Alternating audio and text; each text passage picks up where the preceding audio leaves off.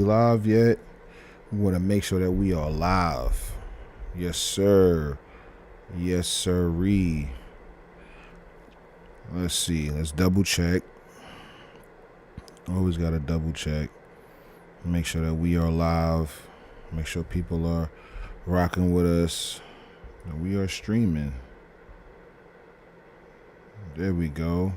I think we good on Kick too.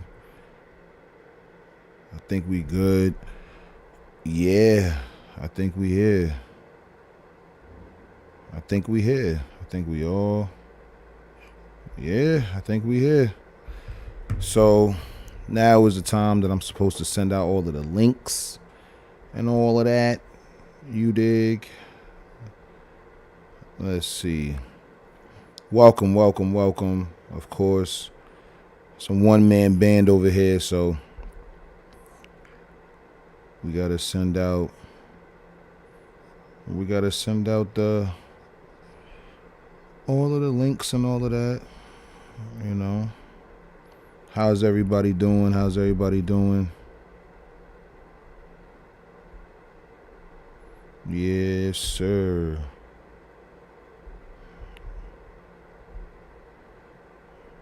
Yeah. Yeah, everybody get up in here, man. Everybody get up in here. I have absolutely no idea what we talking about tonight.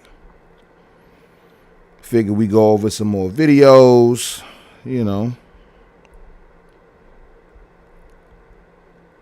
Y'all gonna be more a part of the show. So I want y'all to, yeah. All right. So we good with Kick now. I'm glad.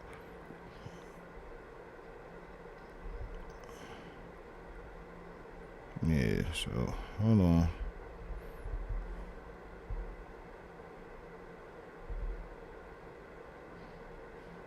Yeah. Just doing everything that I can, y'all. I want everybody to pile up in here. What's going on?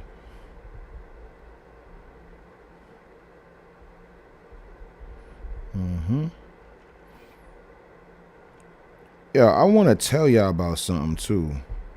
So, I recently saw a video of somebody lying again. So, we're going to do it like this. We can go to my page and we're going to start off with how they be lying. This is what they do. Let's see. Willie Techman Jenkins. Let's see if it comes up. These people, yo. Yeah, look at this. I want y'all to look at this. This was posted on Black History Month. So check this out.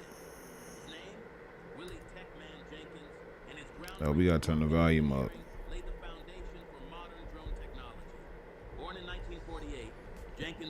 There we go. Turn the volume up.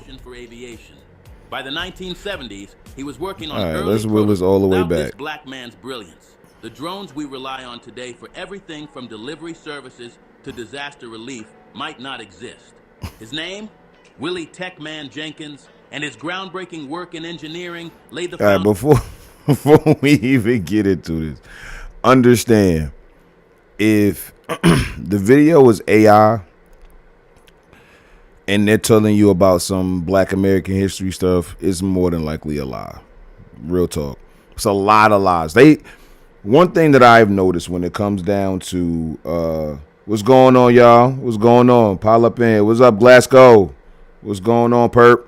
So one thing that I noticed when it comes to these videos, what they'll do is they'll dress it like the narratives that they use. You can tell that it's fake. You can tell that this is like somebody. Hotep, what's good, Lauren? You can tell when they're like writing Black American fan fiction. And that's what I really would want them to do. Like, just make fan fiction. All you have to do, if you really want to, you know, let your imagination run wild when it comes to history, you can make all of this stuff up and put it in a novel, and it just be fan fiction, and it be based in, you know, whatever history or whatnot. And then you'll be able to sprinkle in some facts here and there, whatever, make it interesting. But to keep purporting this stuff like it's real is the problem that I have. I have no problem with anybody's imagination, but y'all not gonna keep lying. And I can't even say lying on the ancestors, because this is not an ancestor. This is just a made up person. This nigga's name is Willie Techman Jenkins. Willie Techman Jenkins. This is what his nickname was, Techman. Like, yo, son, I wouldn't be surprised if a white person came up with this. To be totally honest, son, like, this is insane. And I got another one for y'all. All right.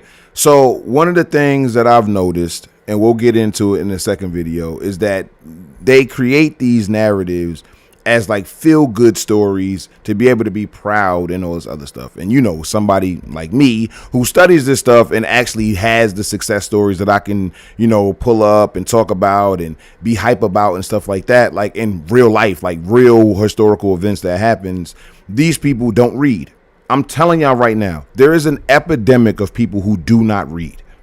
And I know this based upon the babies, right? So let's finish the video, then I'll go back to my point. But I want y'all to hear this fake shit. Foundation for modern drone technology. Born in 1948, Jenkins grew up with a knack for tinkering and a passion for aviation. By the 1970s, he was working on early prototypes of unmanned aerial vehicles, UAVs, long before drones became a household name.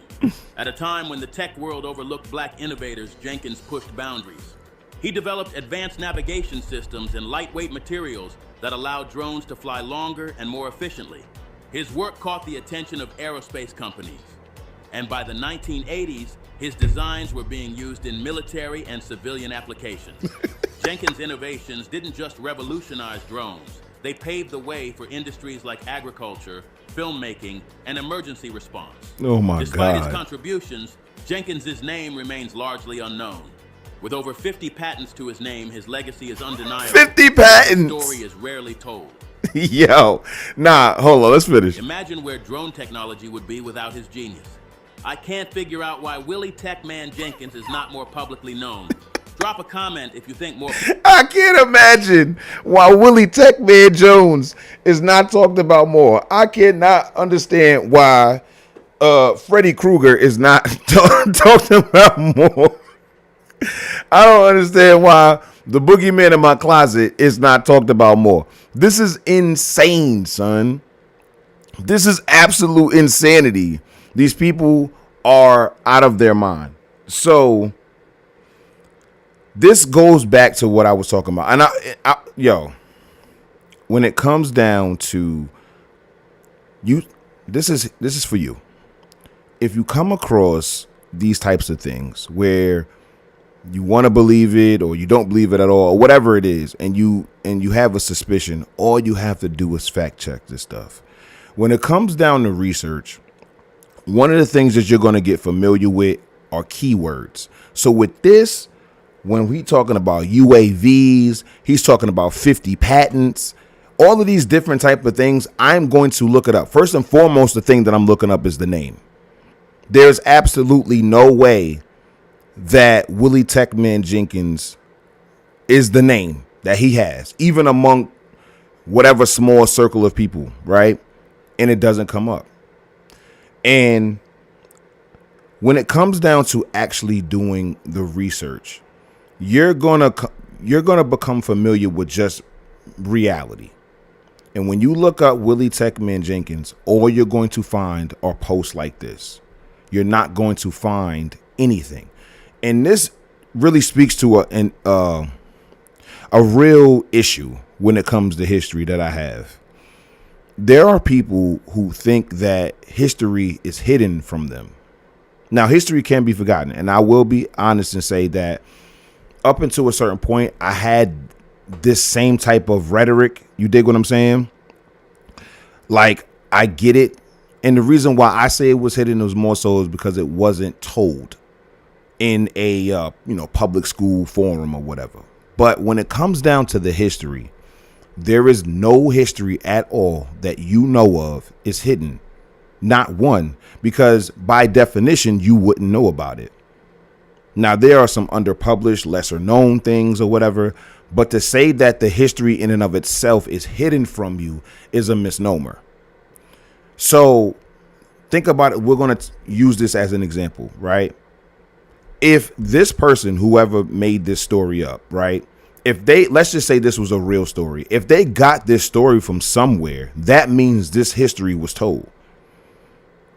If it not being told in your school or in your classroom, or it's not, widely known like a Martin Luther King or Rosa Parks, does not mean that this history was hidden from you. However, when you do not read, it is going to be essentially hidden from you, because in the places where you would find this information, as far as books, old newspapers, et cetera, you won't find it because it's not put in a AI video for you. It's not put in, a digestible, quote unquote, form. So you're not going to get into it. It's not coming in on PBS. It's not coming in on the news. It's not coming in on TV. It's not coming in through pop culture. You have to just read a book. And I know that people think that I'm like tripping or overemphasizing, right? But I recently tweeted this picture, and I want to tell y'all this. I want to show y'all this. Hold on, we can go to my media. It was a picture. All right. Let's see. Media. And let's see, where is it? Right here. Let me show you how I know y'all not reading. On national tests last year, only 18% of black fourth graders scored proficient or above in reading. The figure for white fourth graders was 45%. For eighth graders, the percentages were 15 and 42. This is how I know y'all are not reading, because the babies are not reading. The babies are only going to read if the adults in their lives are reading. The mass majority of the babies are not reading, so that automatically lets me know that the mass majority of the adults are not reading. And even what you do read is a bunch of garbage, because you speak so confidently and adamantly about historical things, and because you don't even have a knack for reading, fact checking, doing research or anything like that, the lies that get sent to you or, get told to you, you are so readily able to, believe it because you don't even have an interest in fact checking it. This is another reason why I don't like when people send me screenshots of the Google AI overview. The Google AI overview, it's literally just giving you an overview of the actual sources that they're using. And if you were actually click the links, it's a literal link picture.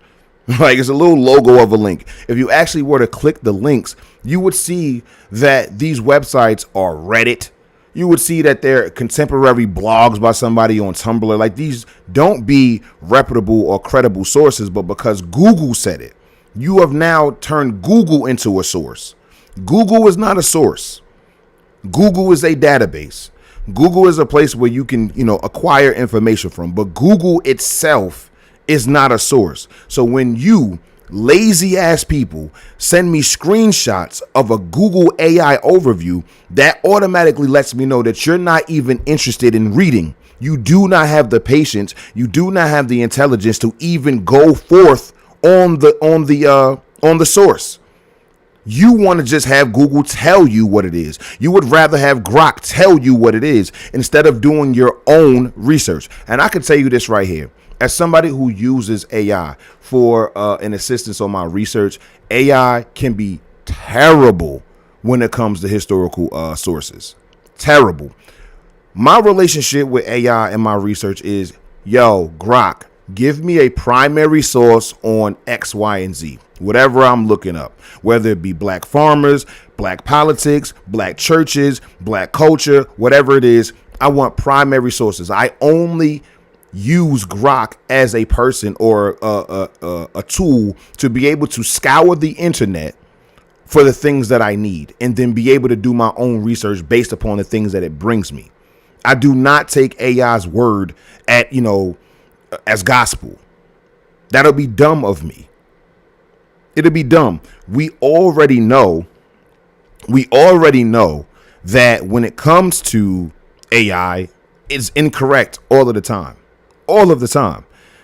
Like, there have been times where I had to correct the AI, and the AI, of course, is just a computer. So the AI is like, oh, I am so sorry. Thank you for clarifying. Thank you for correcting me. Like, and y'all send me these screenshots as like a gotcha. And that's what I hate the most. It is you appealing to authority, the fallacy of appealing to authority. Because Google said it, that must mean it's gospel. Because Google wouldn't lie. Because Google isn't biased. Because Google is some, neutral, totally objective website that can't be skewed one way or the other based upon what you put into it. What you are doing is using Google as a conduit for your confirmation bias. That's the problem. So when it comes down to you guys trying to debate me and using Google AI overviews or whatever, you have already disqualified yourself from a back and forth with me, because you don't read. You want AI to read for you. You want AI to be able to give you your answers. And it's so disrespectful to your own intellect to do that. And you don't get it. You don't understand that you being a slave to this machine and having it think for you is lessening your cognitive abilities. You are attributing and contributing to your cognitive decline by just going off of what the Google AI overview is. I'm telling you, you look like a fool to people who actually read and who actually do research. You look insane. So that was Willie Techman Jenkins, right? So they had another one. What was his name? I got to look him up. It was Pierre something. Hold on.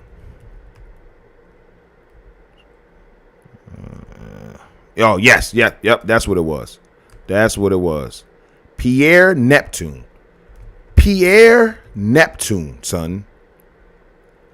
Can you believe it? Sammy says, even the response from AI can be shifted depending on how you ask it. Sometimes it literally makes stuff up. It's still at its most rudimentary level, a basic web scraper. Exactly. You can literally tell the AI what you want it to say. Are you shitting me? Especially when you start talking about history, race, and all this other stuff. There are so many different documented instances of racism that the AI can 100% create a narrative that the entire timeline of it was racist.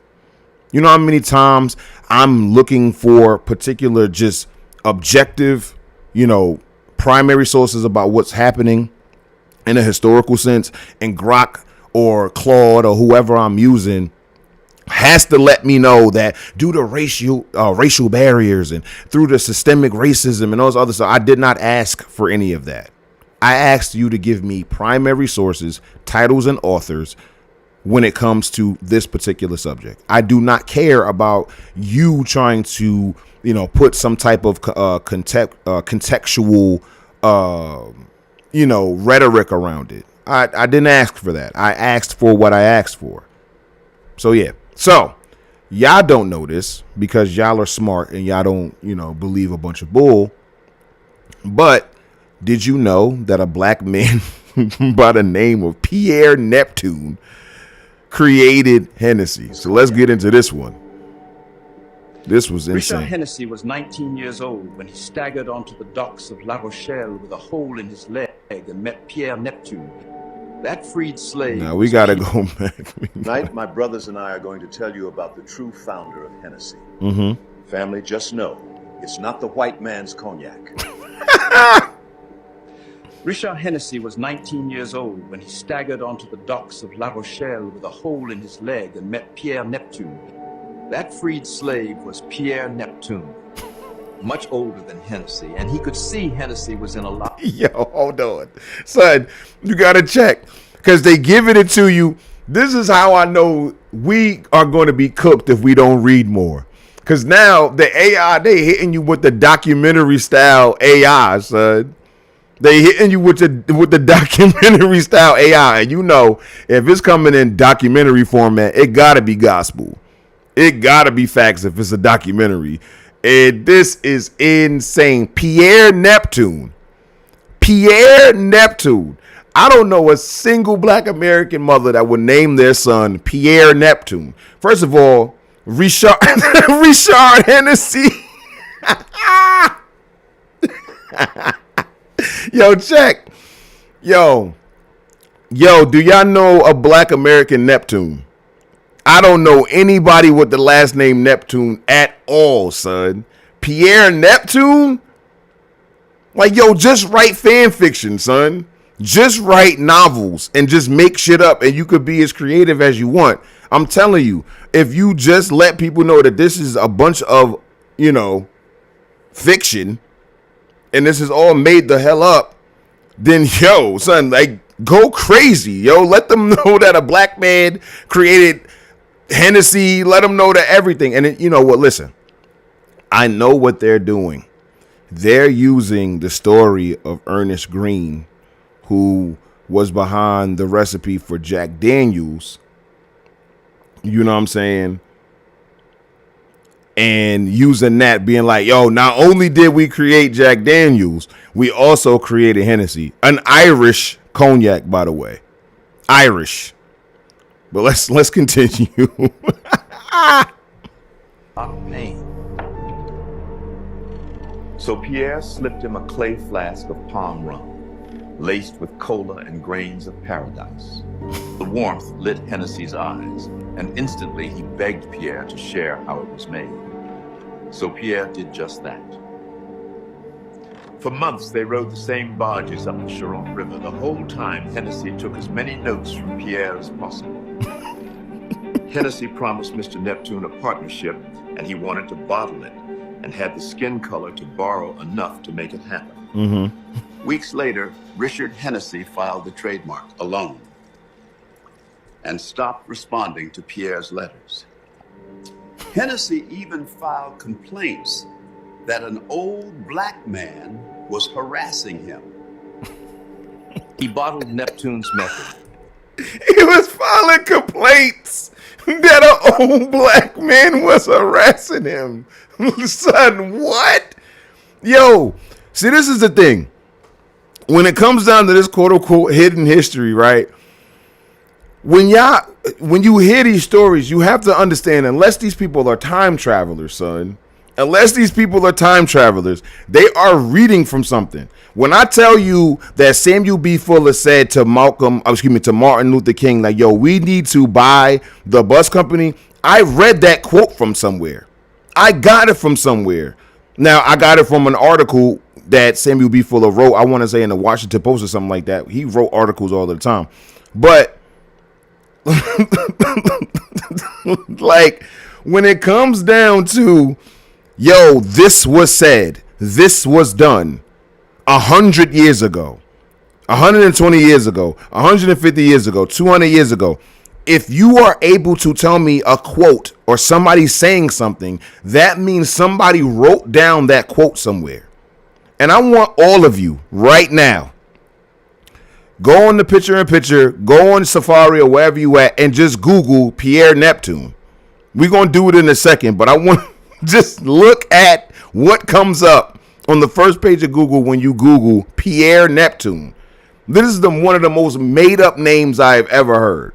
It's like Norm Hall human. Like it's what the hell?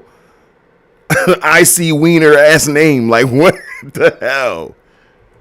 Light char, fast age, ghost cola warmth, and stamped the label with a mailed fist. Today, the amber rolls across crystal glasses from Paris to Vegas, celebrated as the white man's cognac. Pierre Neptune, however, died broke, buried beneath the clay behind an abandoned cooperage. What? No stone, no name, Only the bitter scent of cola trapped in the earth. Yo, son, no stone, no headstone, no name. He just died nameless. But this random person in 2025 has all of the info. He got the entire backstory on Pierre Neptune, but he died without a trace. This is what I'm talking about. That is one of the most telltale signs that you are being lied to about your history, when all of this information is so available to them, but not us. History is corroborated by documents, by sources, people that were there that are willing to talk about it. That's just how this goes. Now, I will say, just as a small caveat, Black Americans do have a tradition of oral history. But here's the thing. Once documentation became more important, you feel me? Even the oral traditions got written down. There is a language. I will never say the language, but if you're smart, you probably figure it out. There was a language that was spoke by Black Americans exclusively, and it was done as a secret code. Now, the oral tradition is not to tell what that language is or how to speak it. Unfortunately, that language has been written down, has been translated and stuff like that. It's still unpopular because a lot of stuff from the 19th century are unpopular. So I would like it for it to be within the culture. So I don't talk about it much, but there are things that was passed down orally and spoken to the generations under us that was to remain within, our circles and stuff like that. So that is a thing. However, when we're talking about innovation, when we're talking about like inventions, when we're talking about wealth building, when we're talking about being great, and we're talking about like actually being lit out here, no, write that shit down. We want to know about that. We need to tell everybody. And you know what's so funny? We're going to get into a story that's actually unknown. I know for a fact 100% of you have never heard this unless you follow my page, intently and all of that. That's a fact. If they have no sources, it's cap. And a person like me, I need primary sources. I've noticed that about myself. Okay. I spoke here and there about my field of study as far as Black American history, right? I start in the 16th century. That's usually where I start, the 1500s. You dig? And then I stop right at like 1965. The latest I'll go is 1970 if the story or if the history, bleeds into the 70s. But the reason I do that is because so much of that history from the 16th century to 1970 gets lost on a lot of people. And it goes forgotten, not hidden. Yo, Pierre, you want to come out here? Oh, shit. Facts, yo. Facts. Pierre Neptune. But the reason why I focus on those centuries and I really don't get into, the latter part of the 20th century is essentially because a lot of the Black American ethos, the Black American, culture is really embedded in those centuries.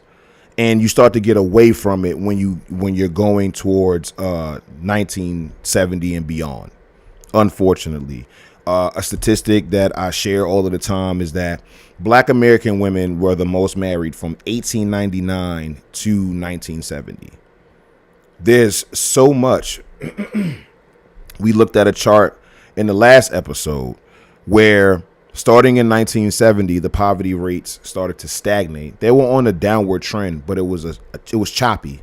If you're somebody who reads charts, like somebody who maybe watch stocks or crypto or whatever, it was choppy from 1970 all the way up until today. From 1959 to 1970, the poverty rate dropped from 55% to about 33%. And then in 1970, the poverty rate dropped from from 33%. Well, from 1970, the poverty rate was 33%, and by I think it's at 2022, it dropped to 17%. So it took all of these decades after 1970 to drop the poverty rate in less of an impact than what it was when it was segregation. So these types of facts let you know. So economically, we were obviously not doing as great. Communally, as far as interpersonal relationships, family, and stuff like that, after 1970, all of these things begin to go haywire and get off to the rails. So for me to cover it in the narrative that I'm pushing as far as Black American history, it just honestly doesn't mesh well. Perp asked me, what if the sources were destroyed? If the sources were destroyed, you don't know about it. You don't know about it. If you know about something, so I'll give you a perfect example is the Library of Alexandria, right? So the Library of Alexandria was one of the most jam-packed libraries in the world. When I'm talking about infinite amount of knowledge and wisdom in that library. Amazing library. As somebody who was a researcher, that is a crime and a half that it was destroyed. However, the documentation of the destruction of Alexandria is there. So if you know about the destruction of it, then that means there was record of the library. So the actual literal contents of the library, no, we do not have access to that. But the knowledge of the library being a thing, we do have access to that. So that's my thing. There wouldn't be a single scenario where a Pierre Neptune existed, helped found Hennessy, harasses a white man, does all of the things that these people are saying that he did, and there wouldn't be people writing this stuff down. It's impossible. We know that now just in the sense of the social media era. There isn't anything that's missed. If we are talking about this stuff in a contemporary lens, DDG and Halle Bailey's thing is going to be known. Their tumultuous relationship and all that, they're going to be known.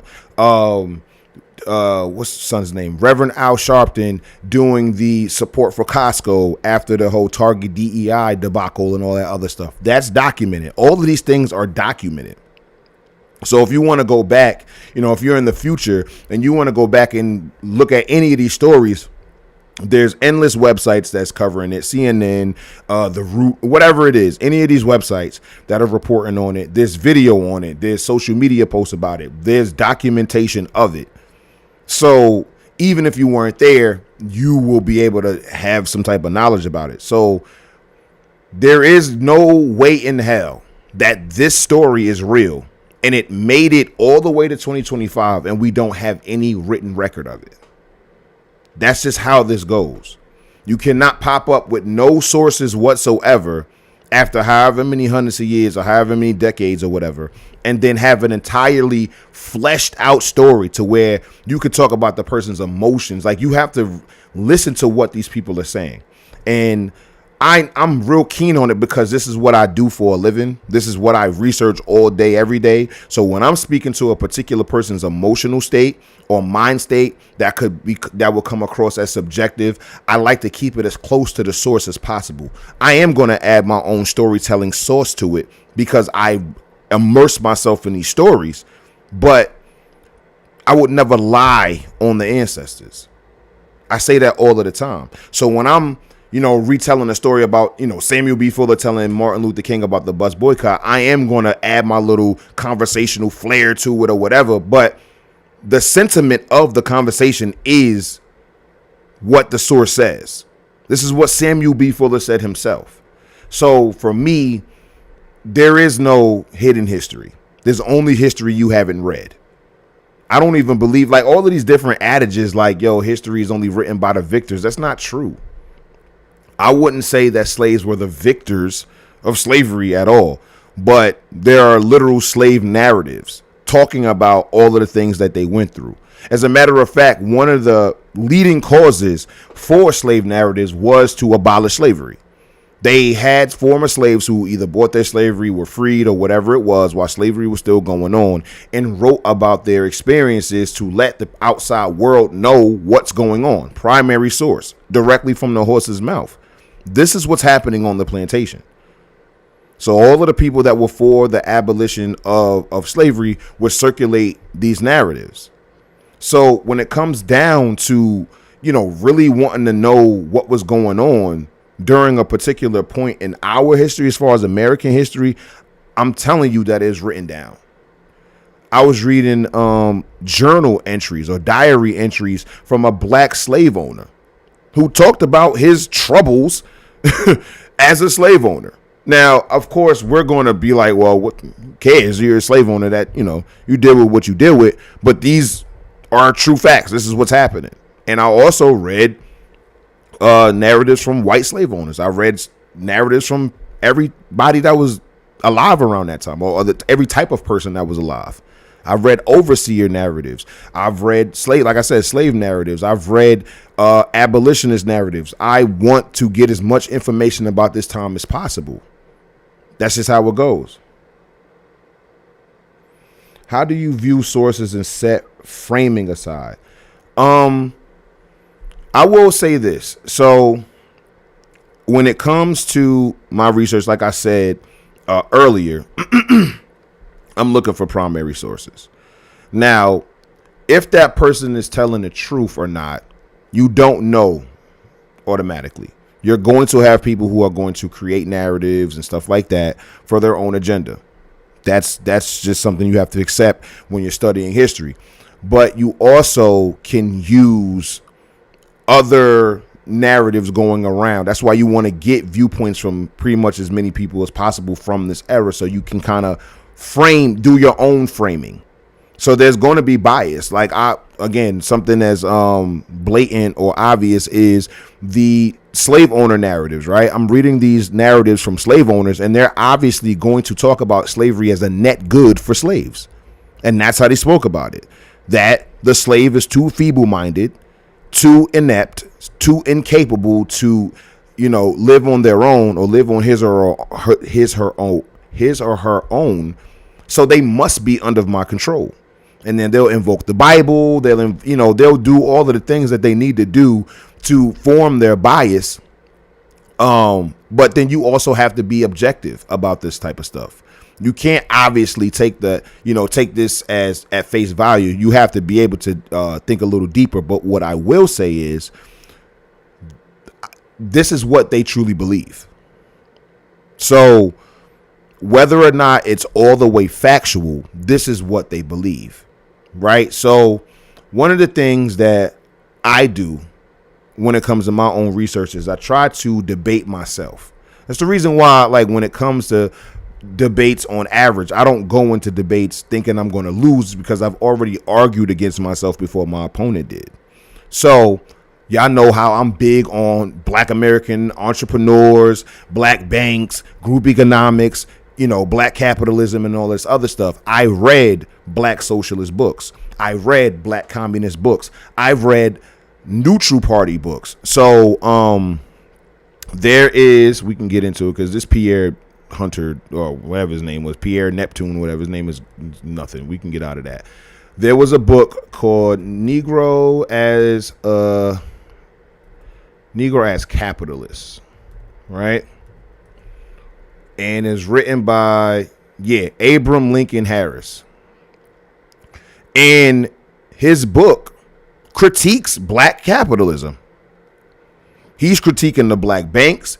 He's critiquing black business. He's critiquing black businessmen and women. He's critiquing, a whole bunch of stuff. And he didn't pull any punches. So while I understand the importance of ownership, and I understand the importance of being able to use group economics via capitalism in America, there are cons to it if you are not going to do business correctly. And Abram pointed it out. I know I have it in my library somewhere, but excuse me. But I do my best to get the information from all sides. So first and foremost, I want primary source. Gotta have it from that time. Secondly, I'm not going to take everything at face value. However, if the things that they're saying, like we talked about the Junius G. Grove story, that's coming from Booker T. Washington, who is being told to by Junius Groves of his story. I can't go back in time and tell Junius that he's lying. The only thing I can do is look for things to corroborate it, and that's what I did. I saw that from other sources, Junius G. Groves was a successful, wealthy potato grower. It wasn't just from him. It wasn't just from Booker T. Washington. It was from newspapers and other publications in that format, because that's what I like. Now, don't get me wrong. I understand that the media can get salacious and all that other stuff too. However, having this type of documentation done by an outside source during that time, just to report on it as news, that leads to, credibility. So I'll read the book or read the chapter or whatever it is, go to the newspaper from that year, look up that name, because these are, thousands upon thousands of different newspapers that I get to sift through.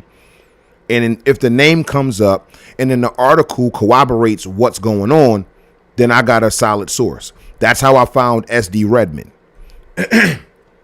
S.D. Redmond's name came up in a book. I don't know who wrote the book, because I ain't gonna lie, my library is what it is. There's a lot of times where people will be asking me about like some of the screenshots that I've sent in the past from books and like excerpts and stuff like that. I cannot tell you. I can look it up, do my best, but I have almost 300 books in my library, and I've been sending screenshots out for, a year plus at this point. So forgive me if I don't remember the exact paragraph or whatever. It's best to ask me within a day of me posting the screenshot, for sure.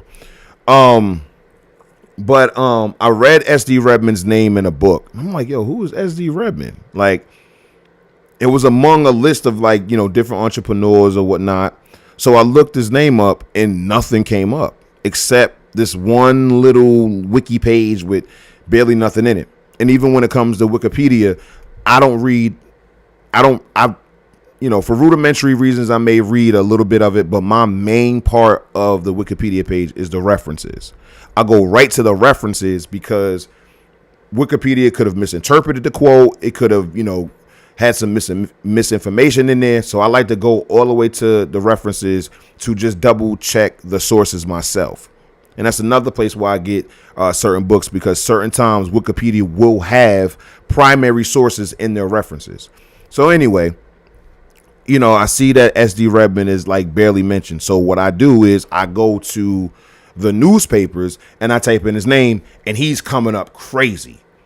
Like he's there's whole like articles where they've spent the extra money for the extra ink to be able to have like richest black man in Mississippi and all this other stuff. Like, he's super celebrated in the newspaper. So even though not too many books or not too many websites or whatever it is know about S.D. Redmond, the past does. His contemporaries did. So that's the reason why, like, for me, yes, I'm fallible. I can definitely get tripped up on a source. I remember, I had posted a video and I said it was like the first black film or whatever, and I said that it was, made by a black person, and it wasn't. So I got caught up in that too, just because, of the narrative that I push or whatever. I was super excited to share this, and I was wrong. So I deleted it and let everybody know that I was wrong, because I do not want to ever lie on the ancestors, because I don't have to. But even with that fallibility and me not being perfect, I do my best to fact check. I do my best to double and triple check on what I am learning, and double and triple check on what I'm sending out. That's the reason why you'll never get a Willie Techman Jenkins story from me. At worst, you'll have me misspeak about something, because the video existed. It's just the narrative around the video was incorrect. That's it. So that's what it's about when it comes to research. You dig what I'm saying? So I just think that when it comes down to history, y'all, we have been how can I say this? We have been demoralized to a particular point to always want to grasp for something that's not there. Instead of actually just doing the research on things that are actually there, we try to make things up to make us feel better. One of the other things that I learned, quote unquote learned, is that they told the story of hush puppies. And apparently hush puppies, according to, Facebook or wherever this came from, according to them, hush puppies get their name from escaping slaves, fugitive slaves, running away from the plantation and having a bag of fried cornmeal, and they would drop them down on the floor, on the ground rather, and the dogs would eat them that were hunting them. They would eat the fried cornmeal, and it would quiet the dogs down and be able to aid in these slaves' escape. Now, if you are, again, thirsty for that pride, you're reaching out for something to feel based upon your history, because, again, all of the history you have been told is of perpetual victimization, perpetual oppression, perpetual second-class citizenry, perpetual, just the worst things that could, happen to a person. Of course, you now have to find pride. You know what I'm saying? You now have to find pride in things that are made up. And the things that are made up is to basically make you believe that despite all of this that was going on, this type of cunning was happening. And instead of just giving you a real story of like a Lunsford Lane who was an entrepreneur while he was enslaved, they'll tell you shit like, oh yeah, we dropped fried cornmeal on the ground to be able to hush the puppies. Just logistically, when it comes to a lot of these lies, they don't have any logic in them. So the idea is that the dogs who are hunting you based upon your scent, right? They're hunting you based upon your scent. You're dropping food behind you to be able to stop them from chasing you. And you are leaving a literal trail of food. You're leaving a literal trail of food to where you are. And you think that's going to make it harder for the dog to track you down. You're leaving a line of food. And that is supposed to make it harder for the dog to chase you. That is supposed to satisfy the dog to where now he is full on hush puppies to where he's not going to do its job. Despite this dog has been hunting for years on this plantation, livestock and slaves. This dog has been trained to do these types of things. And now all of a sudden, because you handed them some hush puppies, they're going to become an ally to you. This is the logic. This is what you want me to believe. Now, one of the things I do remember, because I ain't gonna lie, I treat these lies like they're the truth, and I fact check them like I do anything else. Anything else. So I looked up origins of hush puppies. Right? And I found out there was a man by the name of like Ramon something.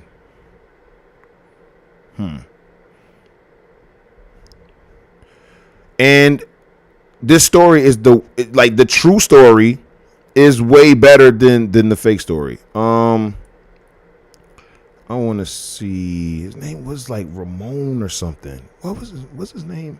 Hold on, let me see if I can find it on my page, because I know I tweeted about it before. But yeah, like son was like, he threw like legendary fish fries. Like, what is it from? At Hotep Dupes. What was it? Hush puppies. We just do hush.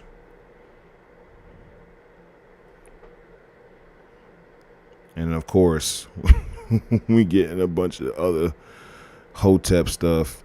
This is what I'll be talking about when it comes to using Twitter on desktop, yo. What was his name? because they about to hit me with that bullshit story, and I don't want that. Fish fry. Could I do fish fry?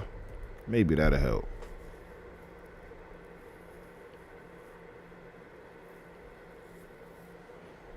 But yeah.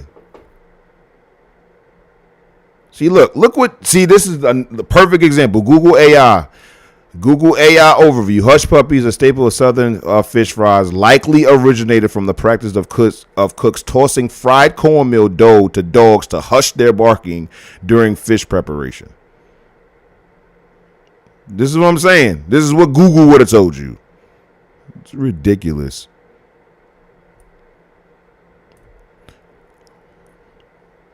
Yeah. But what's going on, chat, man? Talk to me. We gonna slow walk it tonight. We chilling tonight. But what was his son's name? I know it was like Ramon or something like that. Was it Ramon? I don't think it was Ramon. What we gonna see? Nah, so I don't think his name was even in this. But he was a former slave, I want to believe. And he just threw legendary fish fries, son. They're not going to give it to me. Appreciate it, y'all. Appreciate it. Appreciate it. We're going to be doing this a lot more often. Trust me. We working on. There we go. I think we got it. It's Govan. There we go. Hotep. I am on TikTok, but I barely post on it. I need to up my Romeo Govan. There it is. There we go. Romeo. I knew it was Ramon, something like that. There we go. Yes. Yeah. So it says, sometime around the 20th century, guests at the South Carolina fish fries were introduced to a brand new delicacy called red horse bread. No, it wasn't red in color, and nobody was feeding it to horses to shut them up. The name refers to a type of fish, for in the early 20th century, red horse was one of the many species of river fish, like catfish, bream, black bass, and shad, that were caught by South Carolinians and cooked at big fish fries on the banks. In the early years of the 20th century, the undisputed king of the Edisto fish fry was an African-American man named Romeo Govan. Born into slavery in the 1840s, Govan married a woman named Sylvie Jennings shortly after emancipation, and they settled on a plot of land near Cannon's Bridge on the banks of Edisto River, about 5 miles east of Bamberg. They lived there for the rest of their lives. Initially, Govan leased the land and farmed it, but he soon began supplementing his income by staging fish fries for local civic clubs and political organizations. By the turn of the 20th century, he had constructed what he called his clubhouse, a frame structure with a neatly swept yard where guests could come feast on fish of, quote, fish of every kind prepared in every way. As an accompaniment, he served what the Augusta Chronicle described in 1903 as, quote, the once eaten, never to be forgotten red horse bread. A few years later, a correspondent for the Bamberg Herald noted that Govan's famous bread was, quote, made by simply mixing cornmeal with water, salt, and egg and dropped by spoonfuls in the hot lard in which fish have been fried. The ingredients may have been simple, but the accounts of Govan's red horse bread make clear that his guests along the riverside found them a remarkable delicacy and one that was new to them too. Ye gods and little fishes, the Bamberg Herald correspondent declared. This was a new bread to the writer, and so delicious that I beg lovers of this finny tribe to try some. By 1908, Govan was hosting fish fries almost every day of fishing season, and the state newspaper described his guests as ranging from governors, attorney generals, bishops, down to the candidate for coroner, etc. So he is hosting legendary fish fries, fam. He's going crazy. He is going nuts. Like, he's like nobody. Yo, if you are anybody, you are getting Romeo's fish. You're going to his fish fries. He has a daily fish fry. Every day they want this man's fish. This is the actual story of Hush Puppies, but instead Y'all want to tell me about stories of quieting dogs while you escaping from slavery. This is a perfect example of what I be talking about. They rather give you that bullshit. They rather lie to you, and the lie not even lit. This is a way more lit story, and it's the real story. A black man created this meal to go along with the legendary fish that he made. So not only does he have legendary fish, he got legendary sides too.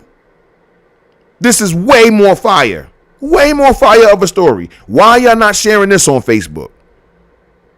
Why y'all not sharing this on Facebook? And as y'all can see, there's primary sources in here. There are several newspapers. Like I said, I'm telling you, the newspapers is going to tell you. If it's going down in the past, newspapers are writing about it. Good, bad, or indifferent. I'm telling you. They're going to let you know. And the main sources here are newspapers. No books. No books. Just the local press being like, yo, son, Romeo's fish fries, son. You gotta go. If you're in the area and if you're in the Edisto River area in South Carolina, make sure that you go on down to Romeo Govan's fish fries at his clubhouse. Because he's going crazy with the fish, and he got something called red horse bread. I ain't never heard of that. In my life. However, we lit. But shout out to everybody here. Here on YouTube, here on Kick, here on Twitch. We streaming from 3 different places. You know what I'm saying? I want, whatever your flavor is when it comes to streaming, I wanted y'all to, be comfortable in that. So shout out to Natty Smurf over there at Kick. Shout out to the Watcher. Shout out to my man Hotep Dutch. Shout out to my man Perp. Shout out to Sammy, my man John Glasgow. Lauren was in here. Shout out to y'all, man. If you in here, let it be known. Go crazy in the chat. So where do we leave off at?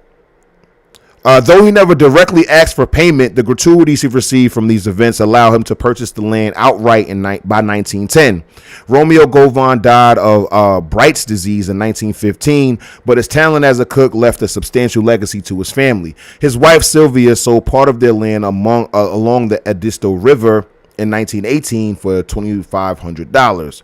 Though the couple never had children, Sylvia left another 50 acres along the river to her grandnephew, Paul Rickenbacker, when she died in 1924. So this is the actual story of Hush Puppies, y'all.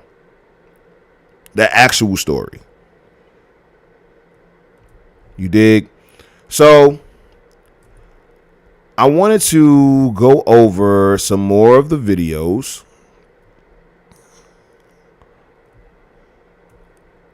You know what I mean?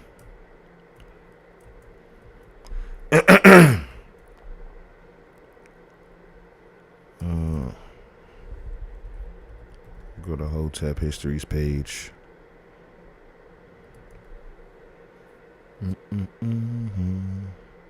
Go to the media tab.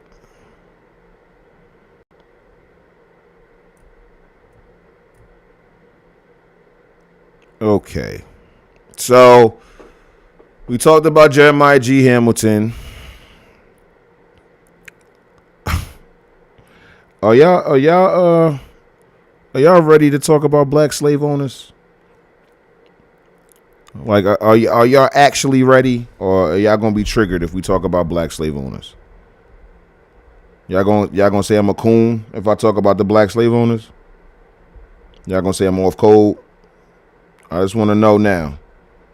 If y'all not gonna respect it, we ain't gotta learn about it. You dig? See me, I'm a little bit more, of a what's going on, Scruggs? I was waiting for you, man. I was hoping you was gonna pull up. You dig? But do y'all, are y'all ready to talk about the black slave owners? I talked about them already. It's documented. I ain't scared. But if y'all scared, we ain't got to talk about it. We don't got to talk about it if y'all scared. I don't want, you know what I'm saying? All right. All right, Glasgow, let's get into it then. Let's talk about it.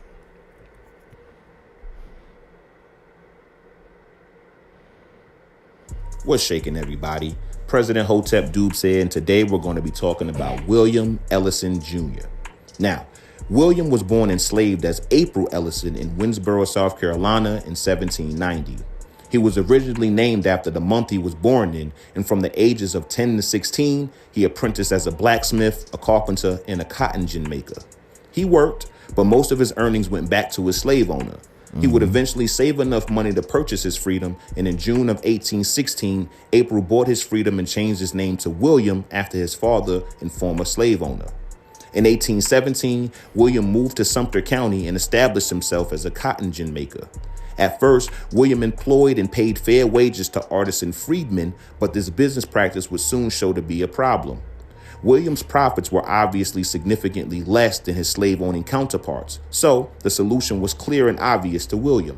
In 1820, William purchased his first slave in business. Yo, listen, man. So imagine you a business owner. You own a plantation. You got a cotton gin, and you were once a slave. You dig? You were born a slave. So you know what it's like. You know what it's like to be a slave. You know what the hardships are. You know what the lifestyle is. You know what it means to be a slave in America in the South. And you buy your freedom. And it's not even like he didn't even understand the exploitative part of it. He understood. He understood. He even said that most of his bread was going to his slave owner. He said most of the bread is going to the slave owner. And so he buys his freedom and he starts his own business, and he starts it out doing the right thing. He's paying them fair wage. He's paying the black man fair wages, like it's supposed to be. And all of his competitors, white, black, whatever, because he's not the only black slave owner. He ain't the first one either. So he see all of these other businesses cooking him. They are lapping him when it comes to money. They are absolutely cooking him. And he knows. He knows the reason why he's not laughing. He's not keeping up. He over there looking at Leroy and Jeff and Martin being like, what if I paid them nothing? What if I just bought it? What if I just used the money that I was going to use to pay them to just buy a slave, and then I could keep up with my competitors? Now, your socialist friends and your communist friends are going to say this is just a product of capitalism. And I ain't going to say and act like it's not. However, personal choice is personal choice. This was William's choice here, ladies and gentlemen. So let's get into it. Was picked up immediately. By 1850, William owned 386 acres of land and 37 slaves. His sons owned an additional 16 slaves. Despite this success, white slave owners rarely wanted anything to do with William, or any black freedman for that matter, and they'd often try to avoid paying him. By 1852, William increased his land holdings to over 1,000 acres, and by 1860, William was South Carolina's largest Negro slave owner. Only 5% of the people owned as much real estate as William, and his wealth was 15 times greater than the state's average for whites with an... Yo, son, Cook, the minute he started copping slaves, that's when he was off to the races. He was richer than most people in the state, let alone black people. Man, I know I cut it off a little bit awkwardly there, but the minute he bought his first slave, business picked up immediately. Immediately. Oh, I don't gotta pay. I always told y'all, when it comes to the slaves, it's low pay, no pay. Either they got paid meagerly or they didn't get paid at all. That's slavery. So I don't know if he didn't pay him at all, or if it was just the meager wages or whatever. But he went on to buy more acreage and more slaves. And I told y'all, slaves weren't cheap. Excuse me. Slaves were not cheap. He had 37 and his son bought 16 more. Rich. An estate worth $43,500 or $1.5 million adjusted for inflation. A millionaire. Yo, this is why I know y'all getting tired of me saying this, but this is why I want to release episode 5. Because episode 5 talks about this. There is a significant amount of Southern wealthy black Americans who gained a lot of wealth by being slave owners. So we know that most black slave owners bought their family, right? And they didn't free them because in slaveholding states, free black Americans that were freed from that state had to leave that state. It's kind of weird too, because free black Americans lived in all of these states, but I guess they were from different states. It was a weird law. So they would keep them enslaved under their name so they would keep the families together. That is the most or the majority of black slave owners. You dig what I'm saying? However, there were black American slave owners who had slaves for economic reasons. There were black Americans who had slaves who beat them and did all of those other things.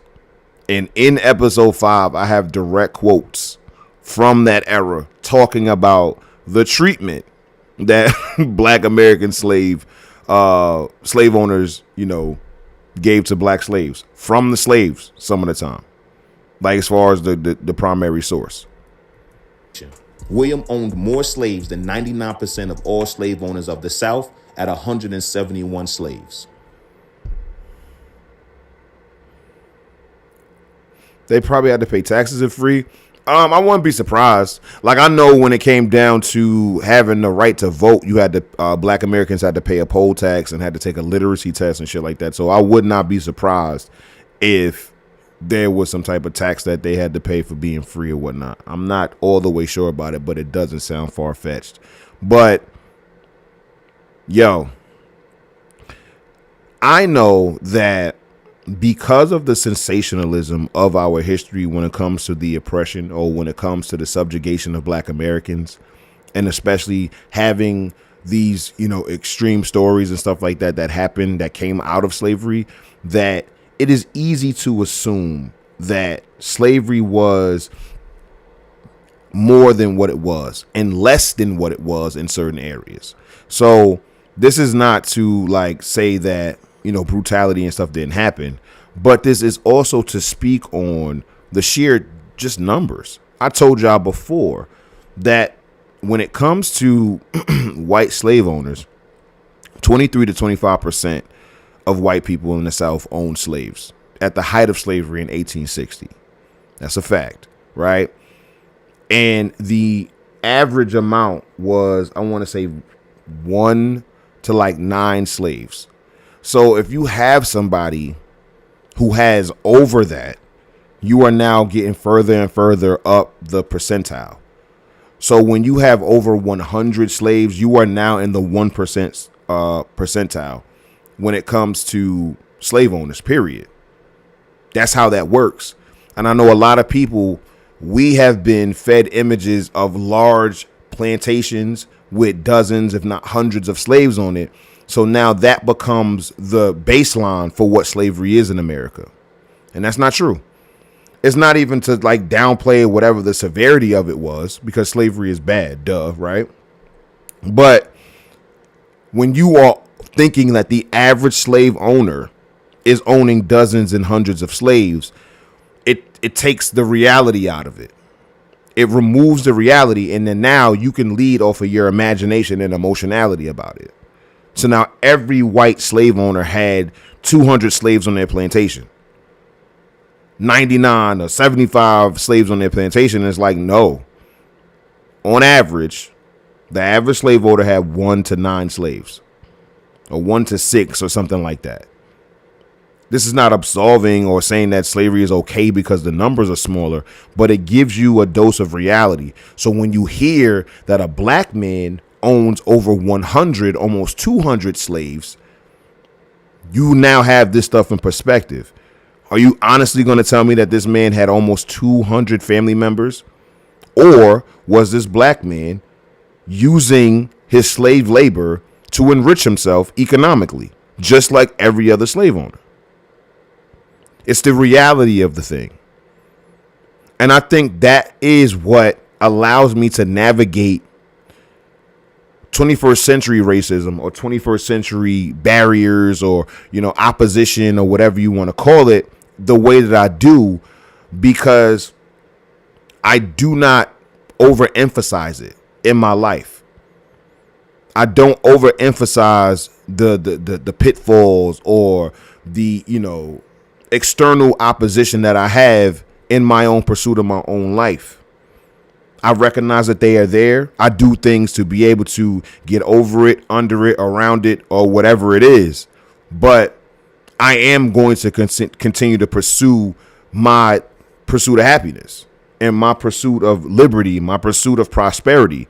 All of these things, none of these things that can be, put in my way as an obstacle are going to stay in my way. They may get in my way, but they're not going to stay in my way. So when you're able to view a story of a black slave owner and not be so emotionally tied to these stories, the better. And I'm not saying to be unfeeling altogether. Y'all see, I get hype when the stories are lit. You see, I get angry when the stories are infuriating. Like, I am a human being. I have emotions as well, but I don't get overly emotional about the history. First of all, it happened. That's first and foremost. It already happened. You can't go back in time and change or fix or none of that shit. Accept that it happened. Whether you like it or not, accept that it happened. So when it comes down to like the way that I view our history, these are just actual events that happened. There's not this deep level of emotion that I have into it because I've researched enough of it. You kind of become, not even say numb to it, you just kind of accept what the historical context was. What would I look like in 2025 being super, super mad at William Ellison for owning slaves when that's what was going down in that time? It doesn't make any sense to be that overly emotional about it. And, when it comes to the retelling of a lot of these stories, people really get lost in the emotion of it. And I talk about this, and I'm going to continuously be talking about this because it's due to that emotionality that they were able to distract you, misinform you, disinform you as it pertains to your ancestors. They've allowed you to, or they've created the narrative that reduces your ancestors' narratives and their history into just them being perpetual victims. That is a problem. That is a problem. That is not something that you can, just get away from. Even in all of the emotions that I have, even with the good stuff, I don't get overly emotional about it. You have to just accept it for what it is. Enjoy the stories if it makes you feel good. Have those, reactions. I'm not saying that stories of slavery should make you feel nothing, but to think that your feelings are going to override the logic that you need to use to be able to properly analyze this stuff, you're doing yourself a disservice. Period. During the Civil War, William was a staunch supporter of the Confederacy. His grandson joined the Confederate artillery unit, and he turned his plantation over from cotton cash crop production to farming food supplies for the Confederacy. He also invested a considerable amount of money into Confederate bonds, which were worthless at the end of the war.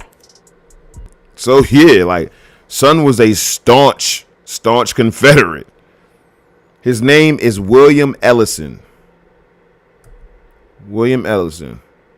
We're talking about, hold on. I'll give you his name. William Ellison Jr. William Ellison Jr. There we go. All right, so that's the one slave owner. Let's get into the next video.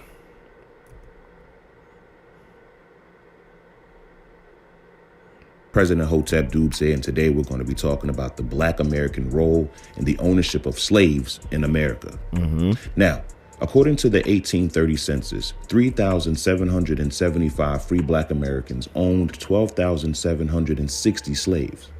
Now, most Black American slave owners were men and women who brought their wives, husbands, and children and kept them as slaves to stay together as a family. While this is true, there are records of Black American slave owners who bought and sold slaves for profit and labor, just like any other slave owner at the time.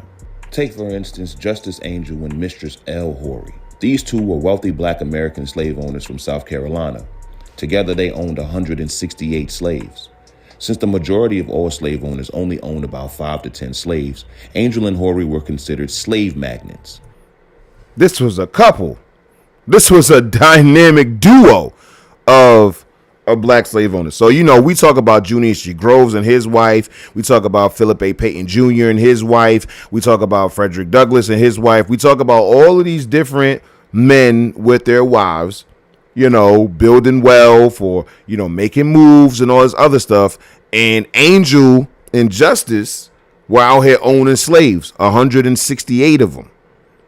Again, like I said, the average was 5 to 10. The average was 5 to 10, and they had 168. Again, did they have that many family members? Are we really just doing this out of benevolence, or is slave labor lit right now and is making us a gang of money? You decide. The duo treated their slaves in the same fashion as all others. They'd whip and punish their slaves harshly who tried to escape, and would buy and sell them without caring about their well-being. Antoine Duplessis was the eldest son of 2 free Black American parents who owned and operated a slave plantation that had over 20 slaves in Louisiana. He grew up with his parents being free and managing a plantation. I don't know if they owned it outright. They could have, but they were managing a plantation. They were running it. This is real life. This is real life, y'all. This is what was really going down. I know a lot of people may not like this part, and I'm telling you, we're not even going to keep doing these little caveats and prefaces. You dig what I'm saying? But these people existed. Antoine inherited the plantation and grew his slave workforce to over 100. He married a free Black woman named Marie, who also had land and owned slaves. So, again, this is a large part, not the, largest, but a very large part of how Black American Southerners in the lower South, not the upper South, because in my research doing episode 5, I've learned a lot about the difference between the upper South and the lower South. In the lower South, this is what was happening. Louisiana, Alabama, Mississippi, Georgia, the lower South had a lot of Black American slave owners. As you saw in the 1830 census, there were 3,700 slaves who owned 12,000 slaves. So a little bit over 4 per person or whatever. So when it comes to this, you're going to have instances, and when you're dealing with thousands of people and thousands upon thousands of slaves, you're going to have these different nuanced stories. You're going to have Black American slave owners who not only have slaves, but had slaves passed down to them from their free Black slave owning parents. Generational slave owners. Generational slave owners. Like, his parents were slave owners, dog. And then he married a woman who also had land and slaves. So there's a whole community in whatever state, whatever county, with Black slave owners. By 1860, Antoine was the wealthiest Black man in Louisiana with one of the largest plantations in the state. Dog. Wealthiest Black man in Louisiana, one of the largest slave plantations in the state.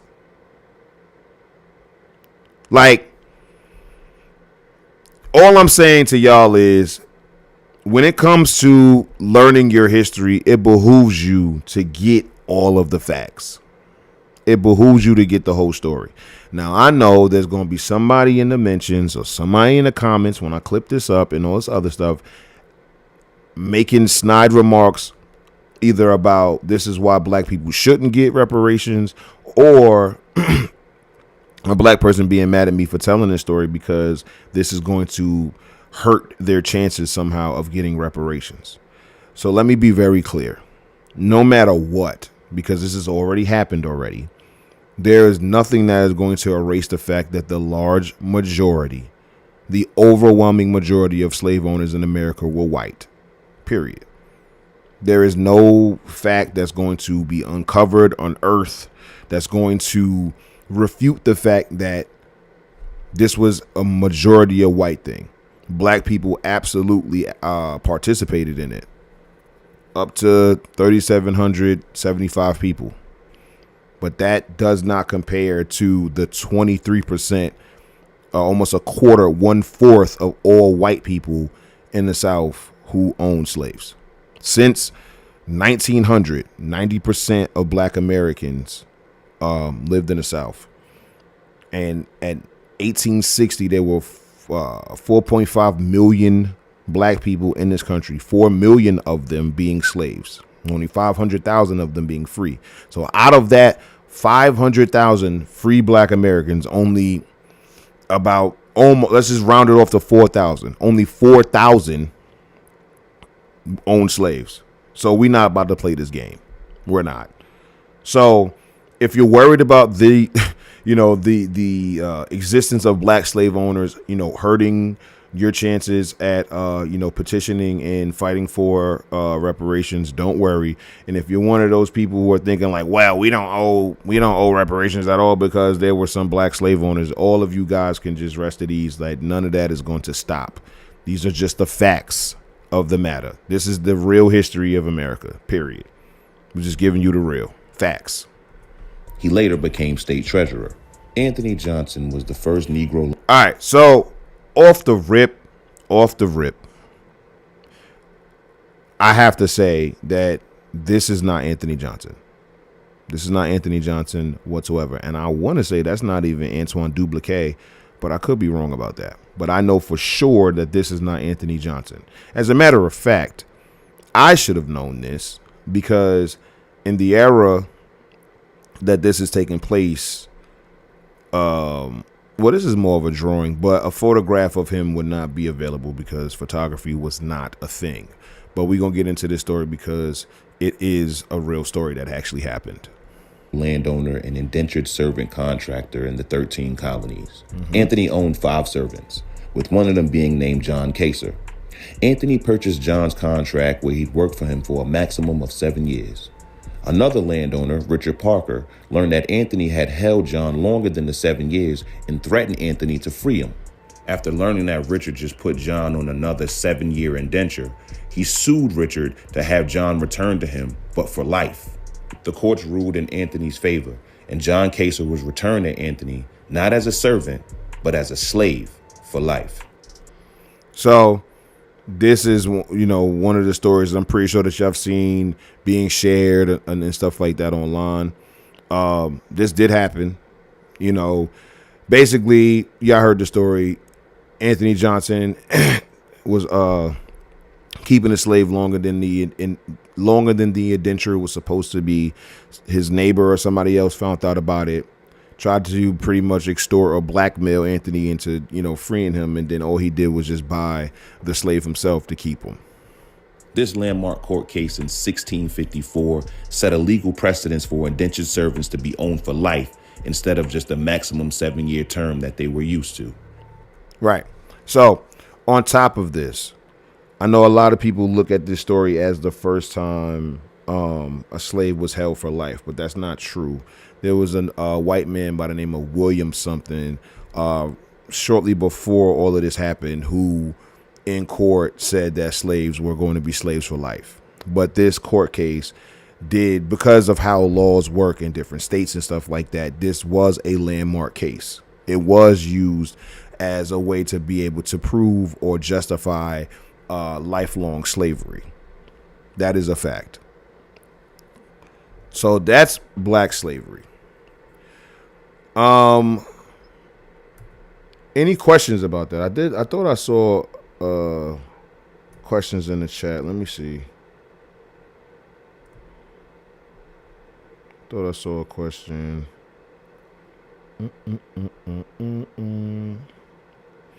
Can you speak on why Black Greek organizations chose to study and follow the Greek way over other cultures? So, I actually can. When we're talking about Black Greek organizations, oh man, I almost want to just like, I almost just want to just read y'all the script of episode 5. That's how, cause like I talk about the Greek organizations in episode 5.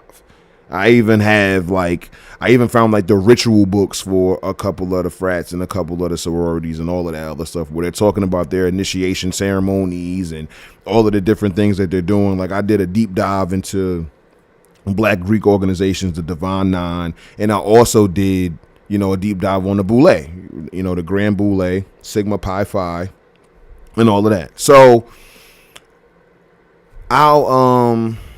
what I'll do is I'll open up a new window and I'll go directly to the spot because that is something that I saw them having a back and forth about, to be totally honest.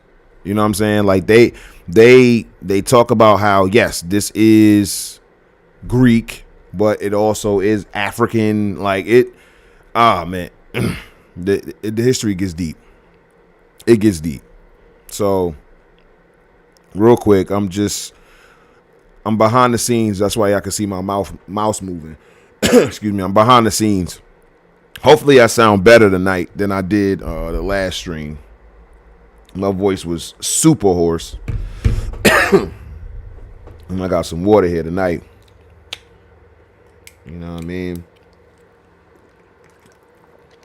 But I'll do my best to do like a rough version of what the video would be like. So let's get into it. So the first book that I got my information from, so y'all know I be Mr. Primary Source, was, let's open up a new window, was, let's see, yeah, the history, here we go, the history of Sigma Pi Phi, first of the Negro American Greek letter fraternities. This was the first one. The Boule.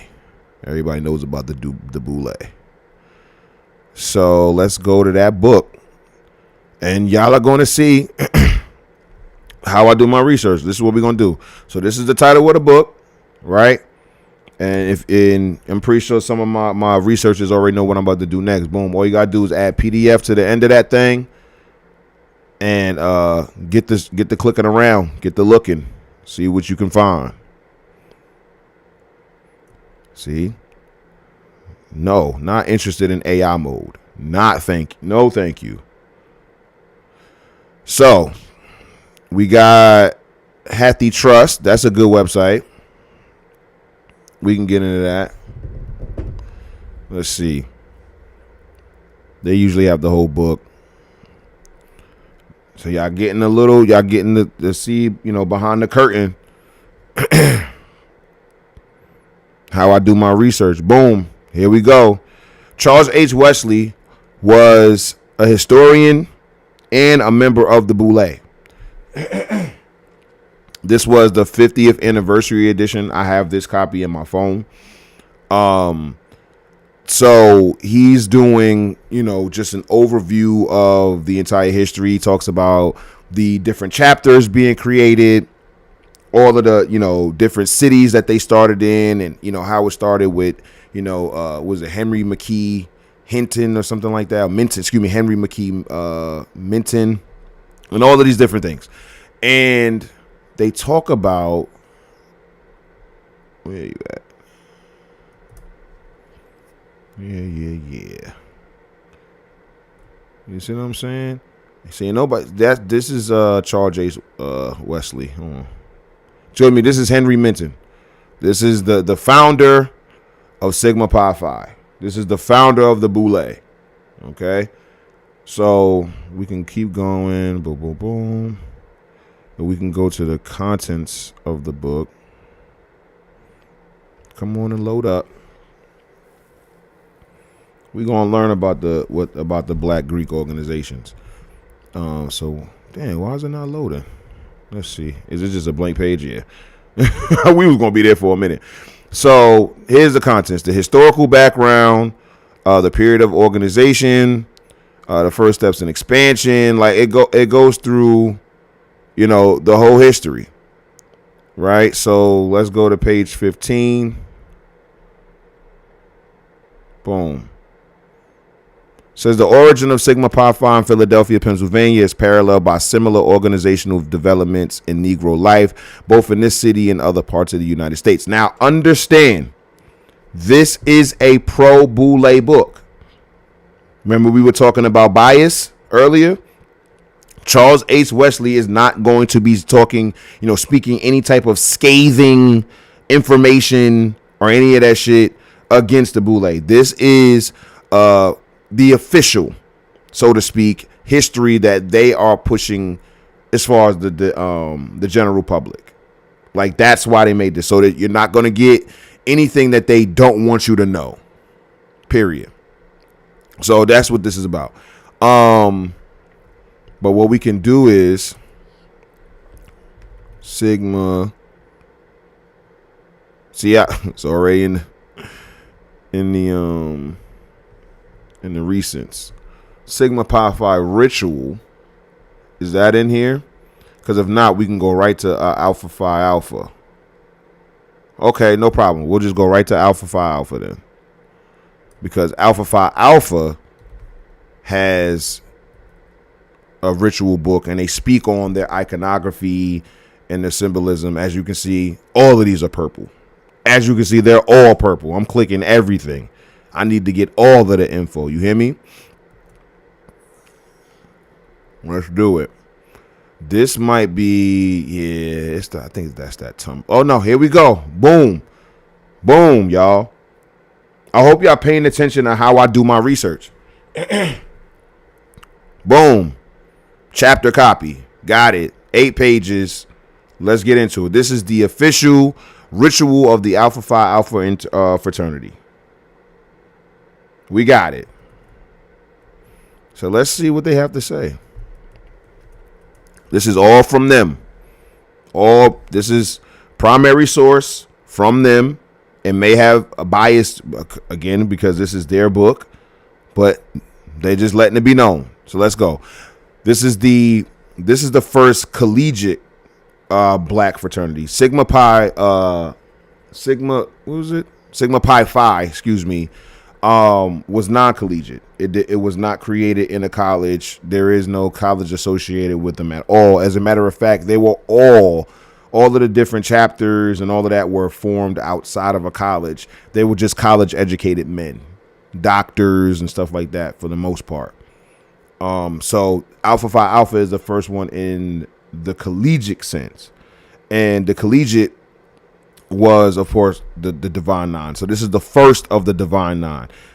Funny enough, Charles H. Wesley wrote the history book for Alpha Phi Alpha as well. He was both, because again, you being Boule, that's a separate entity than being, in a part of the Divine Nine. So you could be both. A lot of people were both.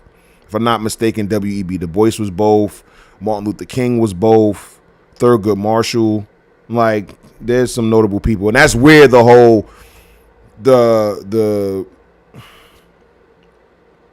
I can say mysticism that was put around the Boule, that all of these powerful, influential black Americans are a part of the Boule. They're a part of Sigma Pi Phi. Now, I can say up front, I've done my research. There is no reputable source to corroborate that. However, when it comes to this stuff, I do not believe in coincidences. I don't.